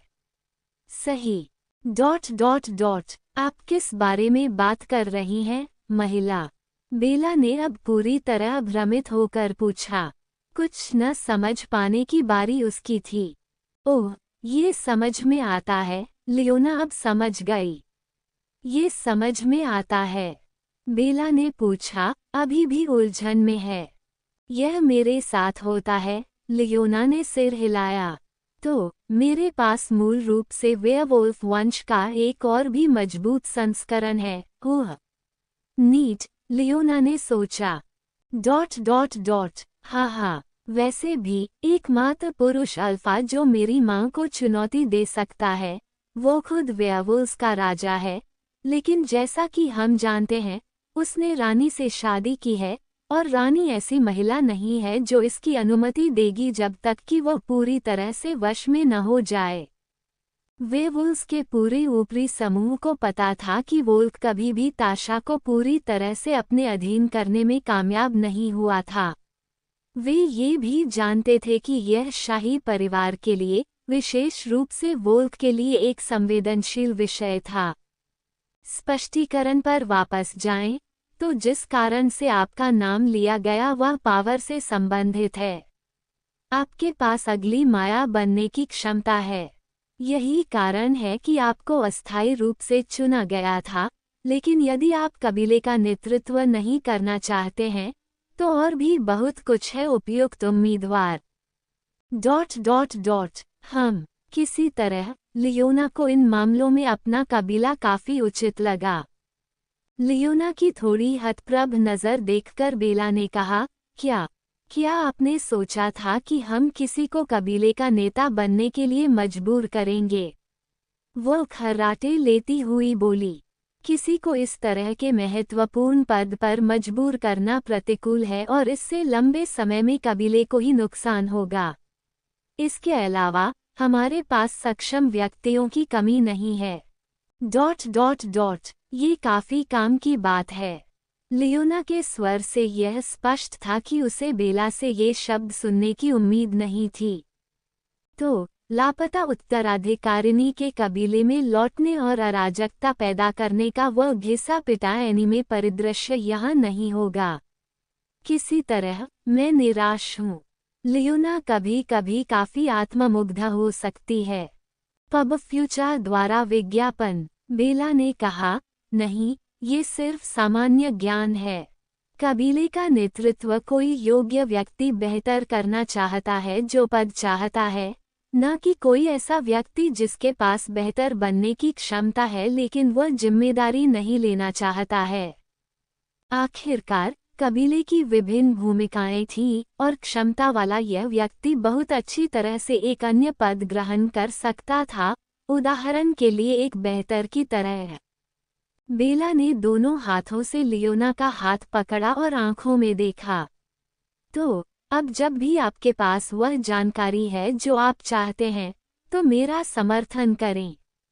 आपके साथ होने पर मैं कबीले का नेतृत्व हासिल कर लूंगा। कृपया अपनी बेटी की मदद करें। लियोना ने भावहीन चेहरे से बेला की ओर देखा। किसी तरह उसे लगा कि यह महिला काफी बेशर्म है, लेकिन उसने उसे वफादार नहीं बनाया। आखिरकार बेला से ही शुरू हुआ इस बारे में बहुत स्पष्ट था कि वह क्या चाहती है। अभी नहीं, लियोना ने उत्तर दिया। आपने मेरे कुल और इस लक्षण के बारे में समझाना समाप्त नहीं किया है। मुझे पता है कि जब मैं छोटा था तो मुझे ये शक्ति क्यों नहीं जागृत हुई। उसके बारे में मेरे पास कोई सबूत नहीं है, लेकिन मुझे लगता है कि यह मेरे भाई आदम की वजह से है। मेरे पिता, उन्होंने क्या किया? ये सिर्फ एक अफवाह थी जो उस समय प्रसारित हुई थी, लेकिन मुझे याद है कि मेरे अन्य भाई कह रहे थे कि एडम ने समुद्री तट से दूर जाने और एक समुद्री तूफान में अपने विद्रोह का खुलासा करने के लिए बनाया था, जहां नकली सिक्कों की जागृति होगी। इसे ट्रिगर किया गया। मुझे नहीं पता कि यह सच है या नहीं। आखिरकार यह मेरे भाई का संस्करण नहीं है जो मुझे पता है, लेकिन कौन जानता है? क्या निशानी के दावत में देरी हो सकती है? लियोना ने आस्ट सिकोड़कर से पूछा। लेकिन वास्तव में केवल द मैट्रियर्क ही अधिक विशिष्ट विवरण देगा जो चोरी में नहीं है, मेरा ऐसा महसूस होता है। आखिरकार, ये कई बार कहा गया है कि एलिजाबेथ जीन की एक पहचान है जो व्यक्ति को अपने पर अधिक विश्वास करता है। वृत्ति, ठीक है। बेला ने तुलना की। बेला ने आगे कहा, समर में, ऐसे महाद्वीप में बड़ा होना सामान्य है जो हमारी प्रवृत्ति को पीछे छोड़ देता है, जैसे जंगल में दौड़ना, मजबूत टुकड़ों से समूह, झुंड के रूप में समूह, कबीले के सदस्यों के बीच की प्रतिस्पर्धा को बढ़ावा देना, इत्यादि। लेकिन मानव जगत में ऐसा नहीं है ना? वहाँ तर्कसंगत पक्ष को अधिक महत्व दिया जाता है, और मुझे विश्वास है कि आपके पिता और आपके आसपास के सभी लोगों के बीच भारी सुरक्षा के बड़े पैमाने पर हैं। लियोना चुप हो गई। बेला ने जो कहा उसमें दम है। जब से वह आत्म जागरूक हुई, उसकी हमेशा सुरक्षा की गई। स्कूल में उन लड़कियों के साथ कुछ असुविधाएं थीं जो उसे पसंद नहीं करती थीं, लेकिन विक्टर, उसके भाई, एंड्रू और बाद में फ्रेड के कारण चीजें कभी नहीं बढ़ीं। इस बारे में अपने पिता से बाद में बात करने का फैसला करते हुए, लियोना ने वह सवाल पूछा जिसने उसे इस समय सबसे ज्यादा परेशान किया। मैं इस उत्परिवर्ती जीन को कैसे जागृत करूं? ... आप किस बारे में बात कर रहे हैं? क्या आपने इसे पहले ही जागृत नहीं किया है? बेला ने भ्रमित होकर पूछा। ... बिल्कुल नहीं। मुझे कोई असंतुलन महसूस नहीं होता, न ही मुझे भावनात्मक अस्थिरता है। नतालिया ने लियोना ने जो कहा उस पर टिप्पणी न करने का फैसला किया। एक ऐसे व्यक्ति के रूप में जो लियोना को पहले और अब से जानता था, वह महिला में बदलाव को स्पष्ट रूप से समझ सकती थी, लेकिन खुद लियोना को इसका एहसास नहीं था। जैसा कि वे कहते हैं, लोगों को तब तक अपनी गलतियां नजर नहीं आती जब तक कोई उन्हें इंगित नहीं करता। ये लियोना की वर्तमान स्थिति का एक आदर्श उदाहरण था। इस प्रकार की समस्या आमतौर पर विकास के चरण के दौरान होती है या जब हमें अपनी प्रवृत्ति को नियंत्रित करने की आवश्यकता होती है। चूंकि आप अपने वेयरवुल्फ पक्ष को विकसित किए बिना बड़े हुए हैं, बचपन की समस्याओं को ठीक कर लिया गया है। और जागृति चरण के दौरान, जब प्रवृत्ति मजबूत हो जाती है। खैर, आपकी अंतरात्मा पूरी तरह से संतुष्ट है ना? बेला ने समझाया। ठीक है। लियोना ने एक पल के लिए उस पर विचार किया और उसे एहसास हुआ कि यह सच था। पहले उसे विक्टर को पूरी तरह अपने पास पाने की बेहद चाहत थी, लेकिन जब से वे एक हो गए, वह बिल्कुल शांत हो गई थी। गहन रात्रि का वर्ष। समय की गतिविधियों ने उसकी प्रवृत्ति को प्रसन्न करने में अद्भुत काम किया। बेला ने अपनी धारणाओं की पुष्टि करते हुए सिर हिलाया। आपकी नज़र से, मैं कह सकती हूँ कि मैं सही निशाने पर हूँ। बचपन में मेरी माँ ने मुझे जो बताया था, उसके अनुसार, वह हर किसी से अधिक मजबूत बनना चाहती थी। उसकी सहज प्रवृत्ति ने उसे उस लक्ष्य की ओर निर्देशित किया, जैसा कि उस समय लाइकोस कबीले के अन्य सदस्यों के साथ हुआ था। और जैसे जैसे वह बड़ी होती गई, और उसे एहसास हुआ कि उसका कोई साथी नहीं था जो उसकी ताकत से मेल खा सके, वह अपने जैसा मजबूत एक अल्फा चाहती थी। जैसा कि आप जानते हैं, वह इच्छा आज तक अधूरी है। लेकिन जैसे जैसे समय बीतता गया और उसने अपने बच्चों और पोते पोतियों को देखा, वह शांत हो गई। हालांकि, मुझे डर है कि यह केवल अस्थायी है, बेला ने अंत में बड़बड़ाया।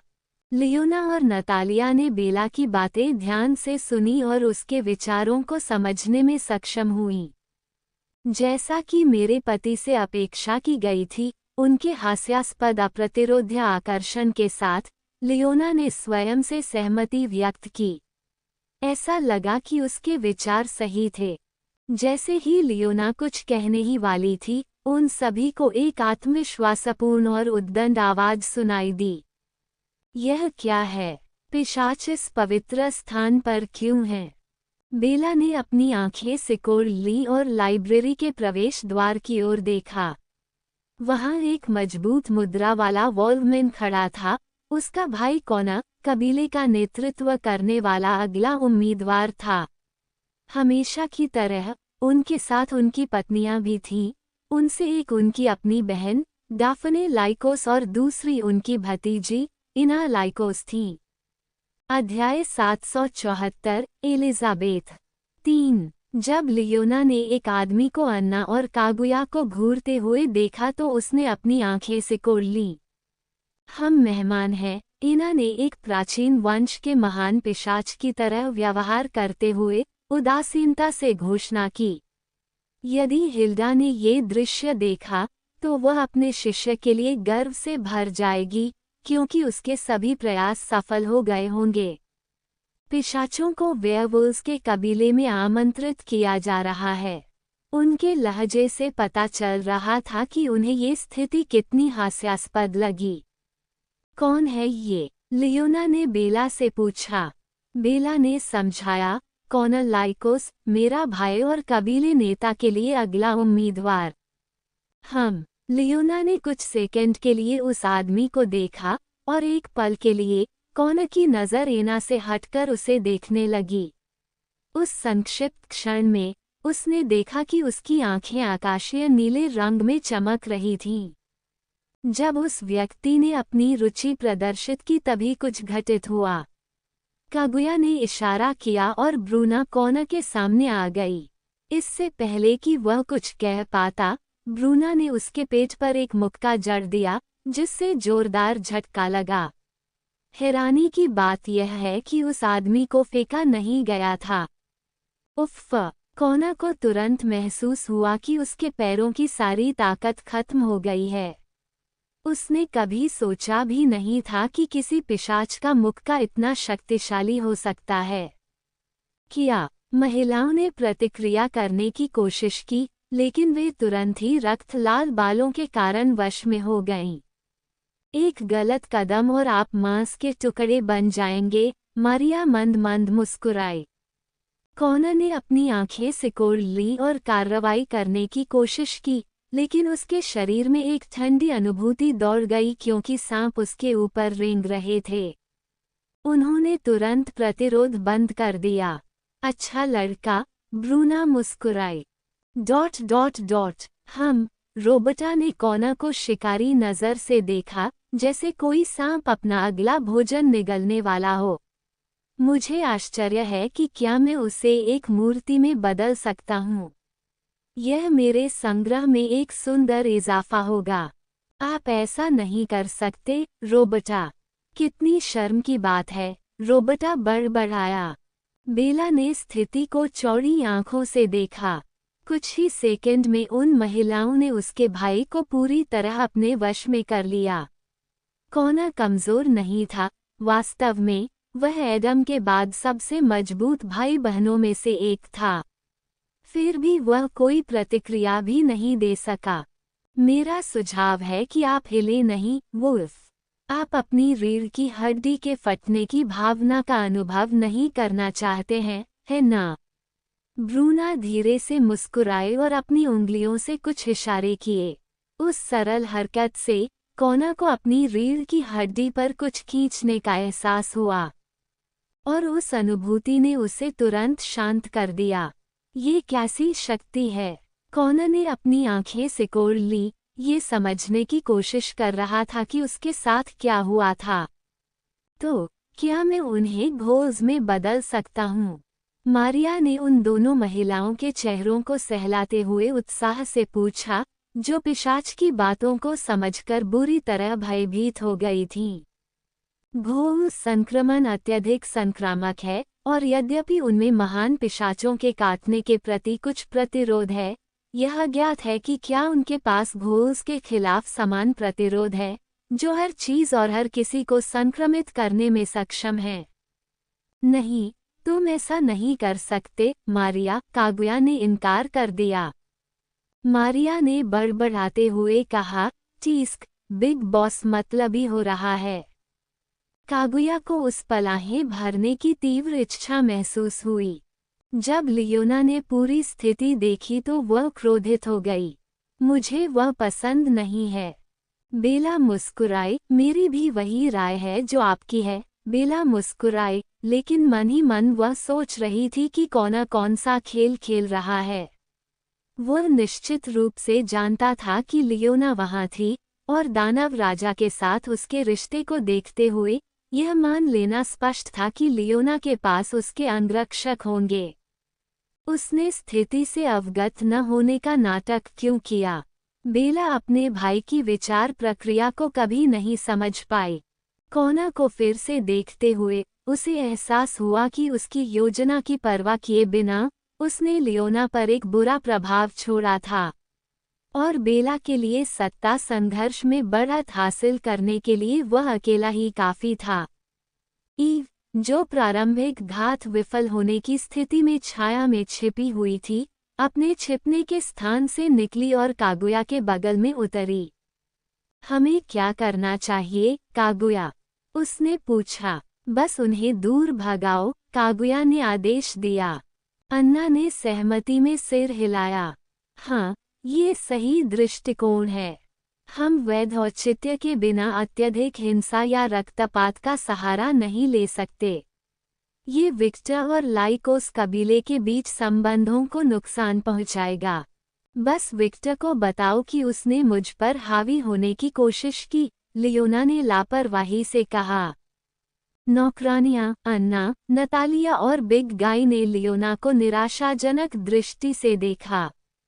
क्या? लियोना ने अपने चारों ओर का नजारा देखते हुए पूछा। यदि आप ऐसा बोलेंगे तो ग्रह को उड़ा दिया जाएगा। सचमुच? हे, डार्लिंग कभी कभी काफी नाटकीय हो सकता है। लियोना धीरे से मुस्कुराई। उस पर सभी की नजरें घूम गईं। हाँ, यही बात है, नतालिया ने निर्णय लेते हुए घोषणा की। जब हम लौटेंगे तो आप एक पेशेवर मनोचिकित्सक से उपचार कराएंगे। एक मनोचिकित्सक? क्यों? मैं पागल नहीं हूँ। मैं पागल नहीं हूँ, वायलट। लियोना ने भ्रमित होकर सवाल किया। नतालिया ने बताया, हाँ, आप उससे भी बदतर होते जा रहे हैं, इसलिए समस्या बढ़ने से पहले हमें इसे जड़ से खत्म करना होगा। मैंने मना कर दिया, लियोना ने चिल्लाकर कहा। दुर्भाग्य से इस मामले में आपकी कोई राय नहीं है, नतालिया ने धीरे से कहा। क्यों नहीं? नतालिया मातृभाव से मुस्कुराई, जिससे उसके आसपास के लोगों की रूह कांप गई। ... क्योंकि मैंने ऐसा निर्णय लिया है। या क्या आप जानना चाहेंगे कि क्या आप कुछ सेकंड के लिए अंतरिक्ष में सांस ले सकते हैं? नतालिया के हाथ में एक छोटा नीला घेरा घूम गया। ... लियोना ने जोर से निगलते हुए सोचा कि क्या नतालिया हमेशा से इतनी ही डरावनी थी। चिंता मत करो, ये तुम्हें नहीं मारेगा। ये सिर्फ 3 सेकंड है, और मैं सुनिश्चित करूंगा कि तुम्हें कुछ न हो। ... ठीक है, मैं ये करूंगा, लेकिन केवल तभी जब वायलट मेरे साथ जाए। अगर वह गिरती है तो वह अकेली नहीं पड़ेगी। पब फ्यूचर द्वारा विज्ञापन। अगर वह मना कर देगी तो मैं ये काम नहीं करूंगा। लियोना को यकीन था कि वायलट मना कर देगी। चिंता मत करो, वह पहले से ही कुछ अन्य लड़कियों के साथ एक मनोचिकित्सक को दिखा रही है। ... ये पहली बार है जब मैंने इसके बारे में सुना है, नतालिया ने उपहास करते हुए कहा। यदि आपने सांस्कृतिक स्थान की खोज बंद कर दी है तो आपको पता चल जाएगा। सांस्कृतिक स्थान क्या है? ये वह स्थान है जो विक्टर का कमरा हुआ करता था, जो एक सिनेमा घर में बदल गया और बाद में एक ऐसा स्थान बन गया जहां सभी लोग इकट्ठा होते थे। उस स्थान का लाभ उठाते हुए रूबी ने विभिन्न पुस्तकों, एनीमे और फिल्मों को शामिल करने के लिए इसे पूरी तरह से पुनर्निर्मित किया। उसने जगह का विस्तार भी किया, दूसरी और तीसरी मंजिल बनाई और प्रत्येक मंजिल को अलग अलग खंडों में विभाजित किया। यह ऐसी जगह थी जहां अक्सर ऐसी लड़कियां आती थीं जो इस प्रकार की सामग्री को पसंद करती थीं, जैसे कि लियोना, रूबी, पेपर और लैकेस आदि। तुम भी किताबें पढ़ने के लिए उस जगह जाते हो? बेशक, माहौल आरामदायक है। नतालिया ने इससे इनकार नहीं किया।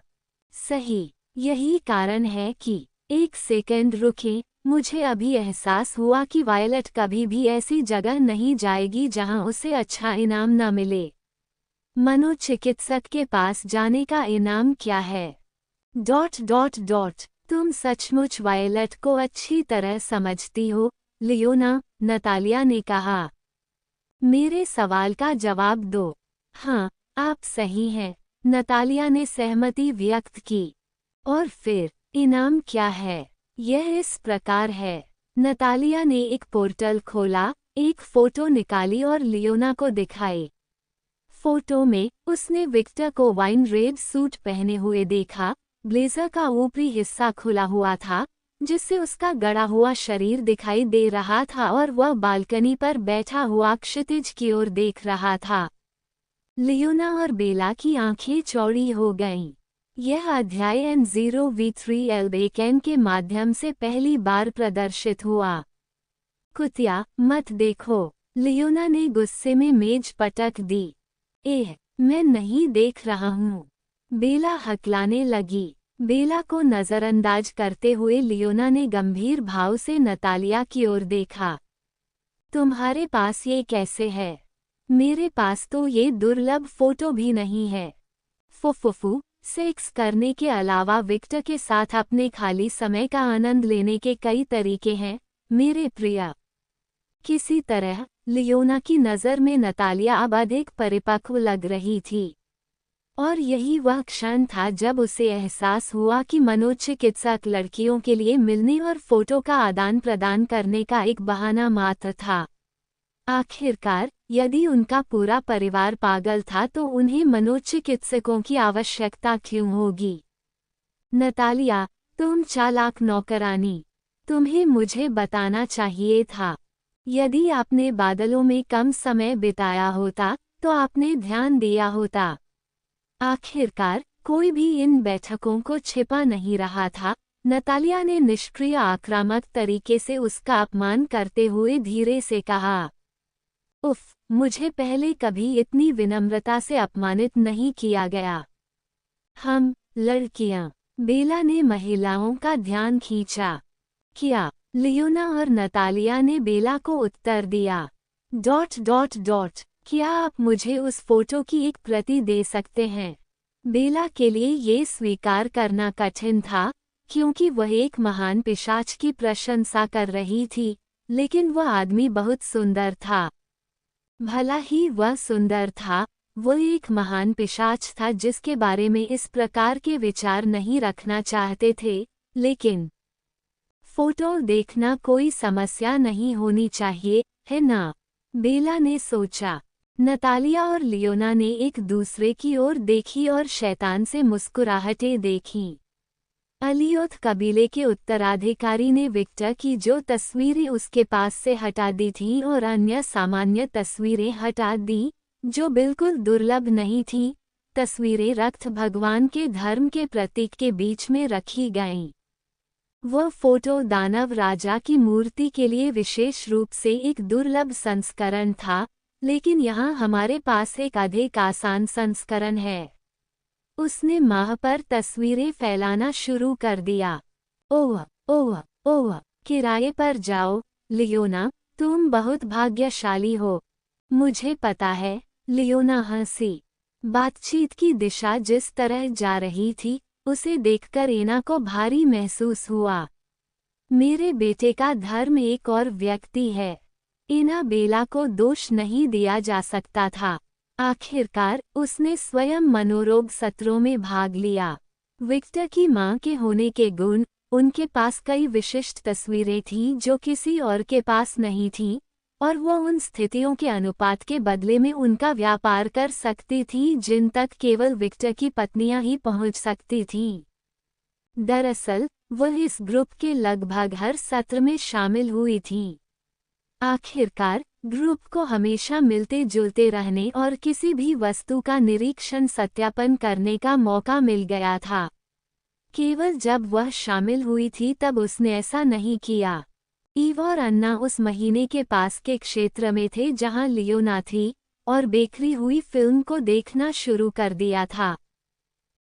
मेरे पास ये प्रति नहीं है। आप मुझे क्या दे सकते हैं? ईव ने नतालिया से पूछा।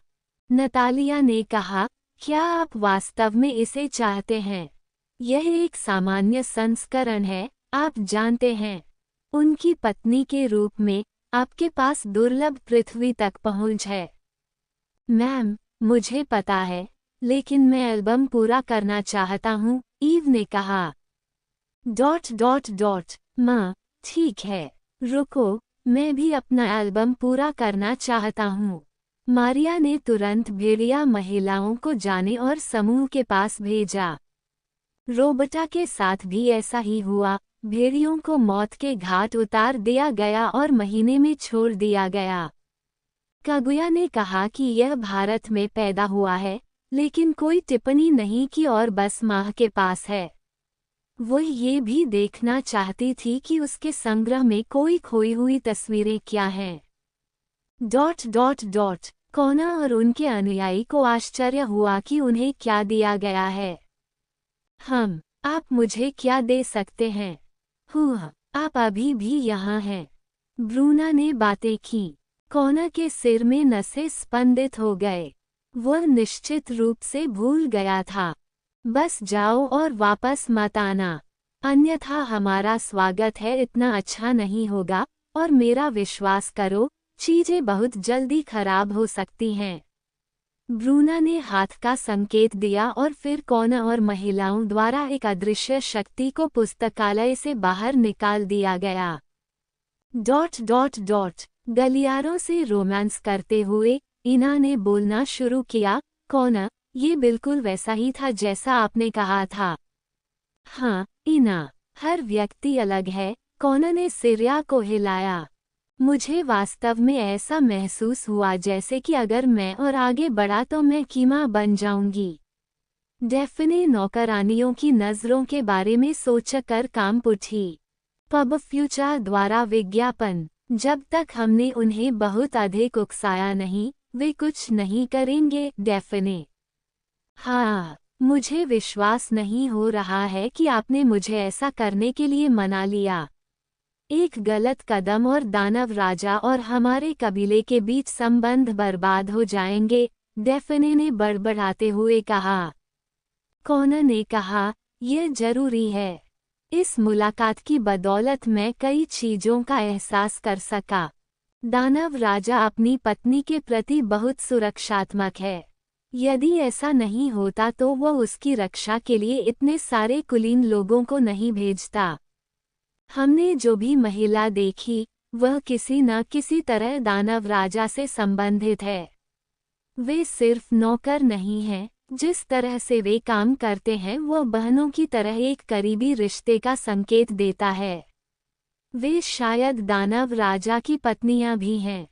इसलिए मेरा मानना है कि जब तक हम दानव राजा के गलत पक्ष में नहीं जाते, हमारे पास अब की तुलना में और भी अधिक समृद्ध समय होगा। क्या आप इसे सामान्य तरीके से नहीं कर सकते थे? आपको अभिनय नहीं करना था, है ना? इना ने सवाल किया। आप बेला को जानते हैं।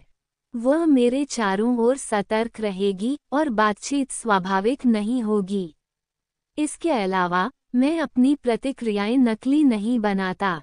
इना ने अपनी आंखें सिकोड़ ली। क्या आप अभिनय नहीं कर रहे थे? मैं नहीं था। मैंने फैसला किया कि दानव राजा लियोना की रक्षा के लिए बेकार लोगों को नहीं भेजेगा। मैंने इस संभावना पर भी विचार किया कि जब मैं झूठ बोल रहा होता हूं तो इनमें से एक व्यक्ति मेरी शारीरिक भाषा या इंद्रियों को पढ़ने में सक्षम हो सकता है। राक्षसों और पिशाचों में विभिन्न अजीब क्षमताएं होती हैं। दोनों जातियों का नेतृत्व करने की स्थिति में होने के नाते ऐसे व्यक्तियों के लिए लियोना की रक्षा के लिए आना असंभव नहीं होगा। तो क्या इसका मतलब यह है कि आपने ईमानदारी से कुछ सेकंड के लिए लियोना को चाहा था? डाफने ने कहा। बेशक, वो एक आकर्षक महिला है। कॉनर ने अपनी दोनों पत्नियों की आंखों में अधिकार की झलक को नजरअंदाज करने की पूरी कोशिश की। भले ही उसने उन्हें अपने अधीन कर लिया था, फिर भी वे लाइकोस कबीले की महिलाएं थीं। उनमें माया का खून दौड़ता था, और अपनी मां की तरह वे भी उसकी तरह प्रखर हो सकते थे। लियोना की उपस्थिति के साथ, क्या इसका मतलब यह है कि आप कबीले का नेतृत्व चाहने का दिखावा करना बंद कर सकते हैं? इना ने उस विषय को अभी के लिए अलग रखते हुए पूछा। अभी नहीं, मुझे उस पर लियोना का रुख जानना होगा। जब मुझे पता चलेगा तभी मैं अपना निर्णय लूंगा। मैं देख रहा हूँ। ठीक है, मैं तुम्हारे साथ यह खेल खेलना जारी रखूंगा, कॉनर, डेफने ने कहा। धन्यवाद। हाँ, तुम एक जटिल आदमी हो। तुम सीधे बेला की मदद क्यों नहीं करते? इना ने पूछा। कॉनर ने बताया, बेला को अपने दम पर आगे बढ़ना सीखना होगा और केवल एक प्रतिद्वंद्वी ही उसकी मदद कर सकता है। अगर कोई प्रतिद्वंद्वी नहीं है, तो मुझे वह भूमिका तब तक निभानी होगी जब तक वह योग्य न हो जाए। हाँ, आज तक मैं उस दिन को कोसती हूँ जब तुमने मेरी दादी से इस बारे में बात करने का फैसला किया था, इना ने शिकायत की। यदि आप चुप रह सकें, तो हमें इस मूर्खतापूर्ण उत्तराधिकार खेल में भाग नहीं लेना पड़ेगा। ये खेल आवश्यक है। भले ही मैं नेतृत्व नहीं लेता, फिर भी कबीले के भीतर मेरा प्रभाव रहेगा। और यदि बेला भविष्य में एक नेता के रूप में अच्छा प्रदर्शन नहीं करती है, तो मेरे पास हटाने के लिए जवाबी उपाय होंगे उसे सत्ता से। इना ने आह भरी। कभी कभी मुझे आपके जुनून से नफरत होती है। लाइकोस कबीला मेरा घर है, मेरा परिवार यहाँ है। मैं किसी औसत दर्जे के व्यक्ति को नेतृत्व संभालने की अनुमति नहीं दूंगा। कॉनर की आंखें थोड़ी चमक उठीं। कॉनर ने जो कहा उसे सुनकर दोनों महिलाएं मुस्कुरा दीं। उसके इस जुनून के बारे में थोड़ी शिकायत करने के बावजूद उन्हें उसका यही हिस्सा पसंद आया।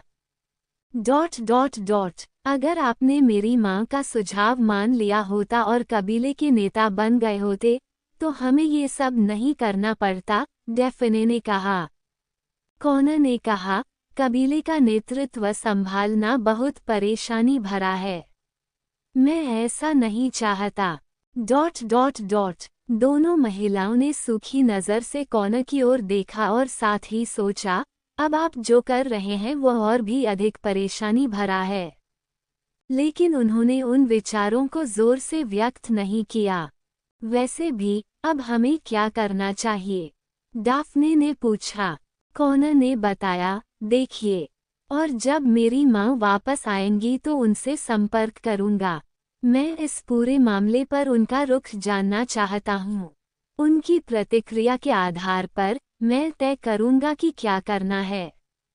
जैसे ही कॉनर ने बोलना समाप्त किया, उसकी नज़र काले बालों वाले एक वयस्क व्यक्ति पर पड़ी। वह काफी थका हुआ लग रहा था। पिता, यह महसूस करते हुए कि यह उसका जैविक पिता है, कॉनर ने उससे संपर्क किया।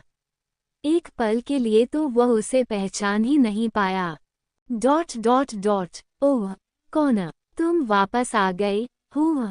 हाँ, क्या हुआ? तुम इतने खराब क्यों दिखते हो? लड़कियां कॉनर के पीछे पहुंची और उत्सुकता से उस आदमी की ओर देखने लगीं।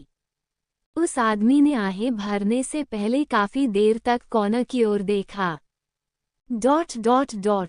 हाँ, मैंने आज तुम्हारी माँ को दूसरे आदमी के साथ देखा। और यह कोई नई बात नहीं है, इतने समय के बाद हमें एक नया पिता मिलने वाला है, कॉनर ने लापरवाही से पूछा। आदमी कोई वेयरवुल्फ नहीं है, और इस बार यह अतीत में जो हुआ उससे अलग हो सकता है।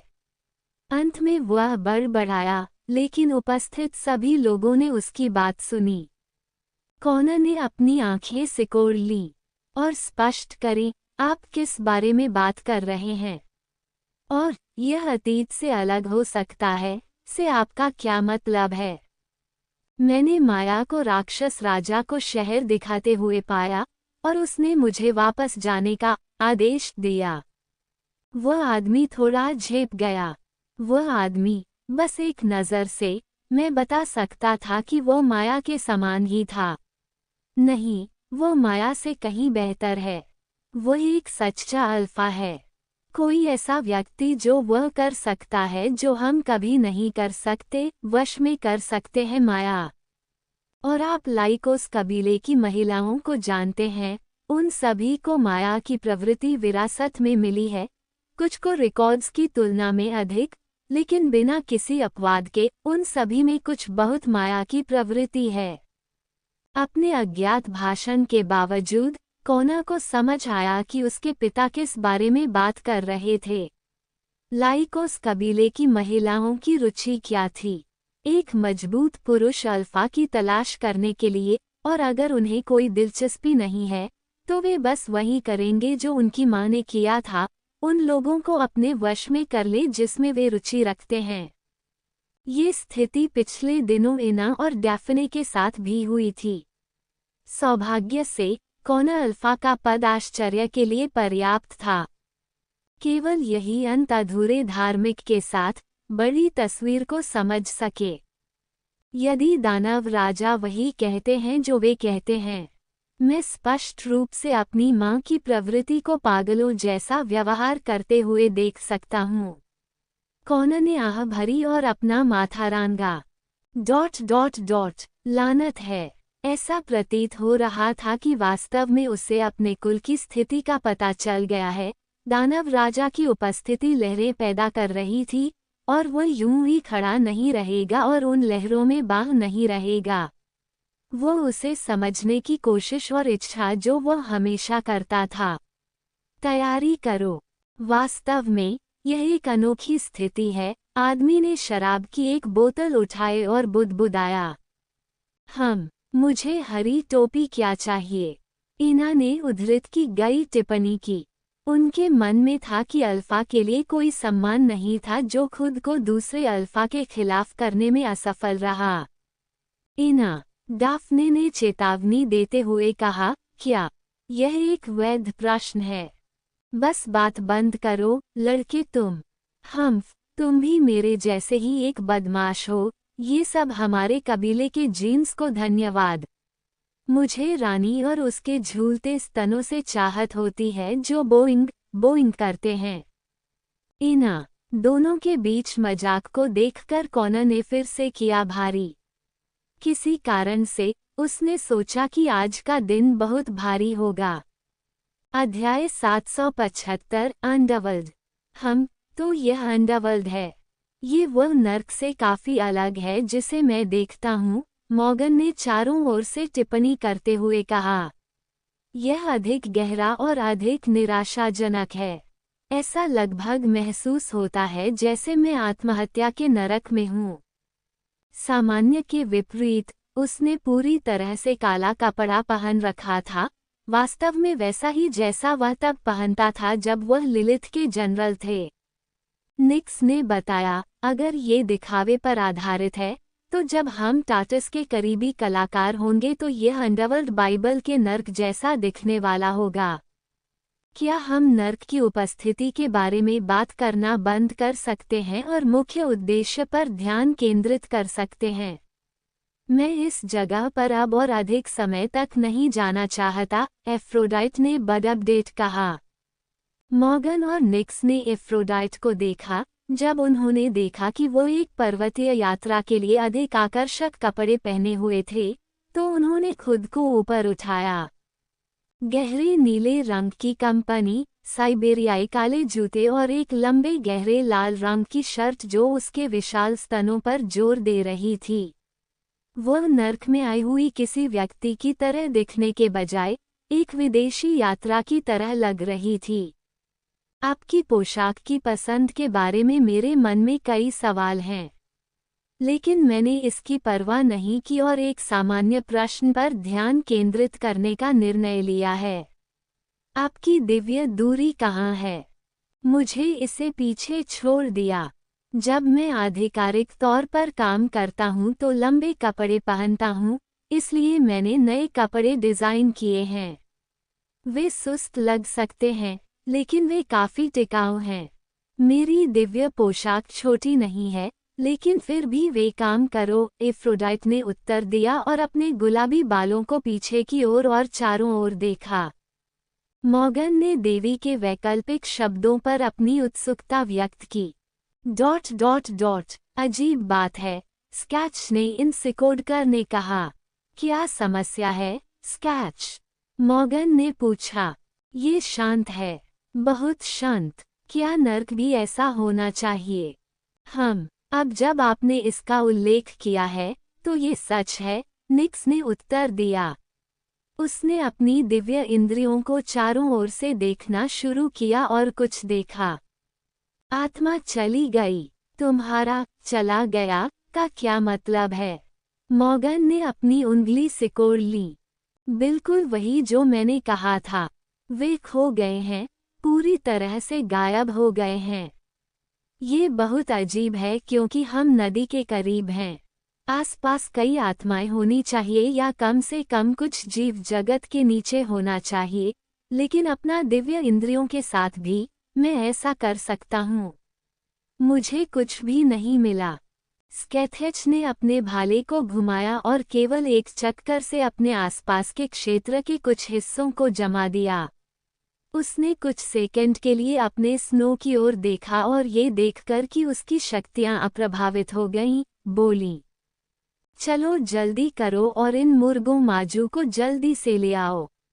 वे कहाँ स्थित हैं? निक्स ने कहा, उनमें से ज्यादातर हेकेट के डोमेन में हैं। उन्हें कई अध्ययन प्रयोगशाला की आवश्यकता थी, इसलिए इन वस्तुओं की उच्च सांद्रता वाले स्थान पर अधिक कुशल था। समझ गया, और वह कहाँ है? स्कैथर ने पूछा। निक्स ने एक दिशा की ओर इशारा किया और कहा, यहाँ पर। बिल्कुल सही, मैं आगे बढ़ूंगा। स्कैच ने कुछ सेकंड के लिए मॉर्गन को देखा और हाथ का इशारा किया, जो मानव सेना द्वारा संचार के लिए इस्तेमाल किया गया था, जो वाले के समान था। असल में, वो मॉर्गन को उस पर नजर रखने के लिए कह रही थी। मॉर्गन की कोई प्रतिक्रिया सामने नहीं आई, लेकिन उन्होंने स्कैच का संदेश समझ लिया। इसलिए, उन्होंने कहा, मैं आतंकियों से नजरें नहीं मिला सकती। निक्स और एफ्रोडाइट को बीच में जाना है, और हम इस रचना को तब तक मजबूत बनाएंगे जब तक हम अपने लक्ष्य तक नहीं पहुंच पाएंगे। धीरे धीरे मॉर्गन हवा में तैरने लगा। ठीक है, एफ्रोडाइट ने सहमति व्यक्त करते हुए भी तैरना शुरू कर दिया। मुझे अच्छा लग रहा है, निक्स ने स्वीकार किया। अन्य दो ने तलाश की और तैरना भी शुरू कर दिया। याद रखें, परसेफोन के हस्तक्षेप करने से पहले हमारे पास बहुत कम समय है। तब तक, हमें हेकेट के क्षेत्र तक पहुंचने की जरूरत है, मॉर्गन ने याद किया। लड़कियों ने सिर हिलाया में सहमति व्यक्त की। जब हम हेकाटे के क्षेत्र में मेकअप करेंगे, तो उनसे कौन बात करेगा? स्कैथर ने पूछा। इसे मुझ पर छोड़ दो, एफ्रोडाइट ने कहा। आखिरकार इसी तरह तो मैं यहाँ हूँ। अगर किसी को वचन से प्यार मिला था तो वह एफ्रोडाइट थी। स्कैथर ने कहा, बढ़िया, चलो मोथेरापी। वो अपने पैर को मुड़ी और खुद को आगे चलकर निक्स द्वारा बताई गई दिशा में दौड़ने लगी। हवा में रहते हुए उसने अपने पीछे एक स्नो मंच बनाया और एक और इसी प्रकार तेज प्रक्षेपण का प्रदर्शन किया, जिससे उसके चारों ओर ध्वनि तरंगे पैदा हुईं। पब फ्यूचर द्वारा विज्ञापन। उनकी अलौकिक गति के बावजूद अन्य 3 महिलाएं आसानी से उनके साथ बनी रहीं। आखिरकार उनमें से कोई भी सामान्य महिला नहीं थी। परसेफोन के महल में एक शानदार सिंहासन कक्ष में लंबे काले बालों वाली एक महिला अपनी जमीन पर बंद थी।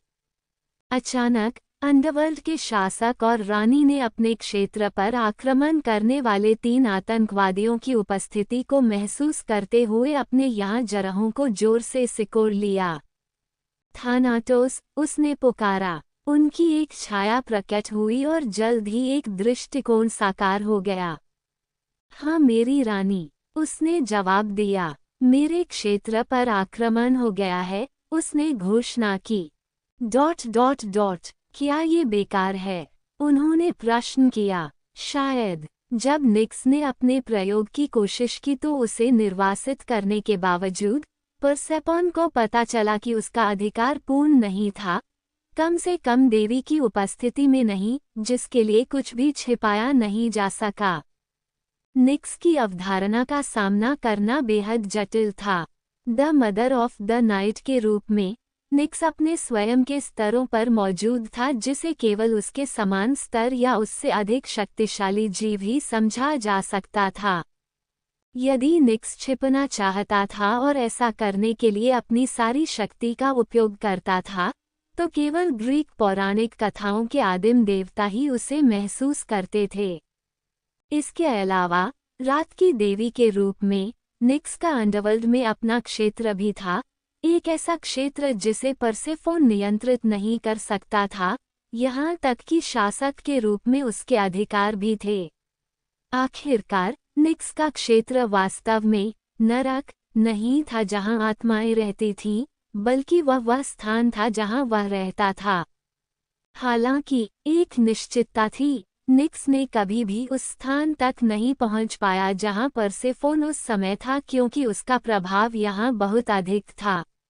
उसका मानना था कि अगर वह उसके इतने करीब आएगा तो निक्स भी छिप नहीं जाएगा।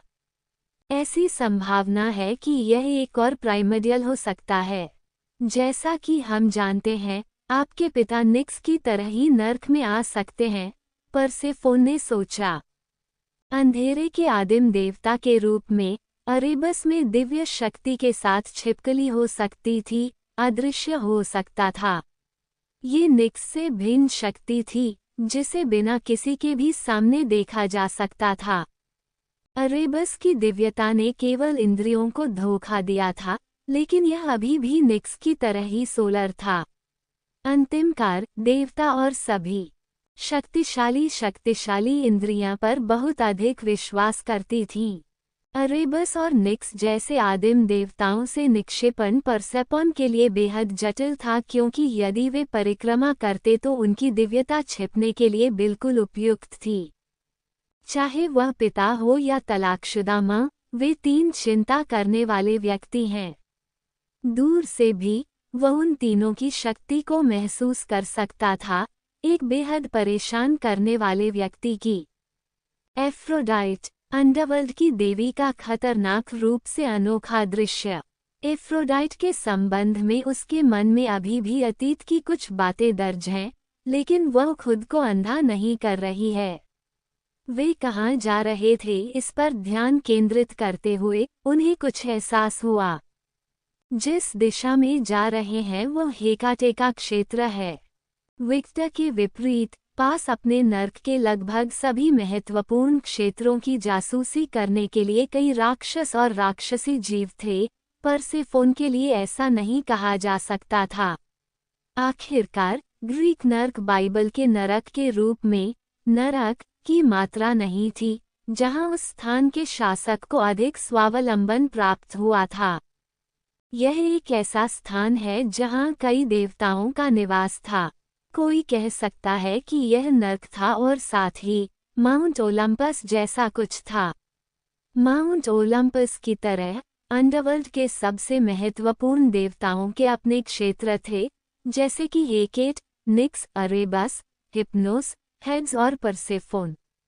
हालांकि परसेफोन ने हेड्स डोमेन पर नियंत्रण अपने लिए ले लिया था, लेकिन उसने अन्य देशों, विशेष रूप से हेकेट और हिप्नोस के साथ ऐसा नहीं किया। उसकी बहुत मदद की इच्छा थी। उसने रात की आदिम देवी और अंधेरे के आदिम देवता के निवास पर हमला करने की बात भी नहीं कही। यह आत्महत्या होगी। हालांकि उन्होंने शारीरिक रूप से अंडरवर्ल्ड के मामलों में बड़े पैमाने पर हस्तक्षेप नहीं किया, लेकिन इन दो आदिम देशों के पास जो शक्ति थी वह आत्महत्या थी। इसके अलावा अगर उस पर हमला करना होता है तो अरेबस अपनी बहन और पत्नी की सहायता के लिए आता है।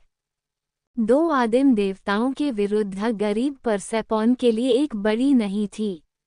इस अध्याय की पहली रिलीज N0VALB1N पर हुई। एफ्रोडाइट समूह में है, और यदि वह मौजूद है तो संभवतः उसके साथ द सेकंड प्रोजेनिटर की सेनाएं या अन्य पैंथियन के उसके सहयोगी हैं। पता लगाएं कि वे कौन हैं और वे हेकेट के साथ क्या चाहते हैं। यदि आपके पास अवसर है तो वश में करें। यदि आप इसे संभव समझते हैं तो ये सब करें, अन्यथा बस पीछे हट जाएं। संक्षेप में, परसेफोन थानाटोस को पूर्ण स्वायत्तता दे रहा था। मेरी बहन नेमसिस और मेरे भाई हिप्नोस को लाने की अनुमति। नेमेसिस को निक्स से बहुत लगाव है। अगर वह घुसपैठिया है तो क्या आपको लगता है कि वह अपनी मां के खिलाफ हो जाएगी? हाँ, वो करेगी, क्योंकि निक्स के लिए उसका जो प्यार था वह मेरी मां की लगातार अनुपस्थिति के कारण नफरत में बदल गया। बदले के अवतार को क्रोधित होने देना वास्तव में एक अच्छा विचार नहीं है। परसेफोन ने थानाटोस पर अपनी निगाहें टिकाए रखते हुए लापरवाही से टिप्पणी की। पब फ्यूचर द्वारा विज्ञापन। और आप, थानाटोस, इस सब पर आपका रुख क्या है? उदासीनता। यही बात मेरे भाई हिप्नोस पर भी लागू होती है। वे माँ और पिताजी की समस्याओं से परेशान होने के लिए बहुत अच्छे थे। परसेफोन की आंखों ने ध्यान से थानाटोस का मूल्यांकन किया। कुछ सेकंड बाद वह बोली, बहुत अच्छा। मैं ये काम आप पर छोड़ दूंगी। मुझे हर समय सूचित करते रहें। हाँ मेरी रानी। थानाटोस के शरीर पर छाया छा गई और फिर वह गायब हो गया। जब थानाटोस चला गया तो परसेफोन सिंहासन से उठा और उसके पीछे स्थित एक कमरे की ओर चला गया। कमरे के भीतर हेकेट द्वारा स्वयं बनाया गया एक पूर्ण लंबाई वाला दर्पण था। मुझे हेकेट से जोड़ो। जैसे ही वह बोली, दर्पण पूरी तरह से काला हो गया जब तक कि देवी की अस्त व्यस्त छवि दिखाई नहीं दी। यह क्या है? मैं अभी व्यस्त हूँ, परसेफोन। तुम हमेशा व्यस्त रहती हो, हेकेट। मुझे बताओ, तुम आखिरी बार कब नहाए थे? मैं एक देवी हूँ, और एक देवी को ऐसी असुविधाओं के बारे में चिंता करने की जरूरत नहीं है। हेकेट क्रोधित हो गया लेकिन उसने परसेफोन के प्रश्न का उत्तर नहीं दिया। वैसे भी, जल्द ही आपके पास कुछ मेहमान होंगे, और एफ्रोडाइट उनमें से एक होगा। गे एफ्रोडाइट। हेकेट ने घृणित चेहरा बनाया। वह महिला मेरे साथ क्या चाहती है? मैंने उससे कहा है कि मैं उसके साथ किसी भी यौन गतिविधि में शामिल नहीं होऊंगा।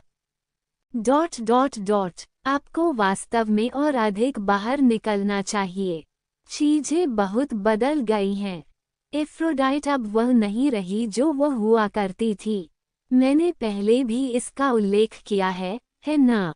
हाँ, जो भी हो, जब मैं इसे अपनी आंखों से देखूंगा तो मुझे इस पर विश्वास हो जाएगा। हेकेट ने अपना हाथ उठाया और उसकी हथेली में कई जादुई वृत्त दिखाई दिए।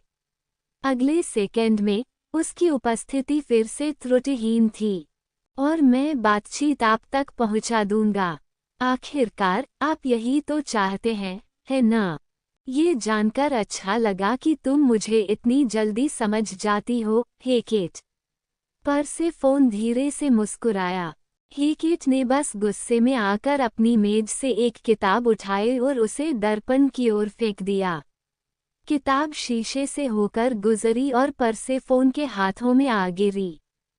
इस पुस्तक में एक जादू है जो आपको हमारी बातचीत सुनने की अनुमति देगा। किताब क्यों? क्योंकि मैं हमेशा अपने साथ एक किताब रखता हूँ।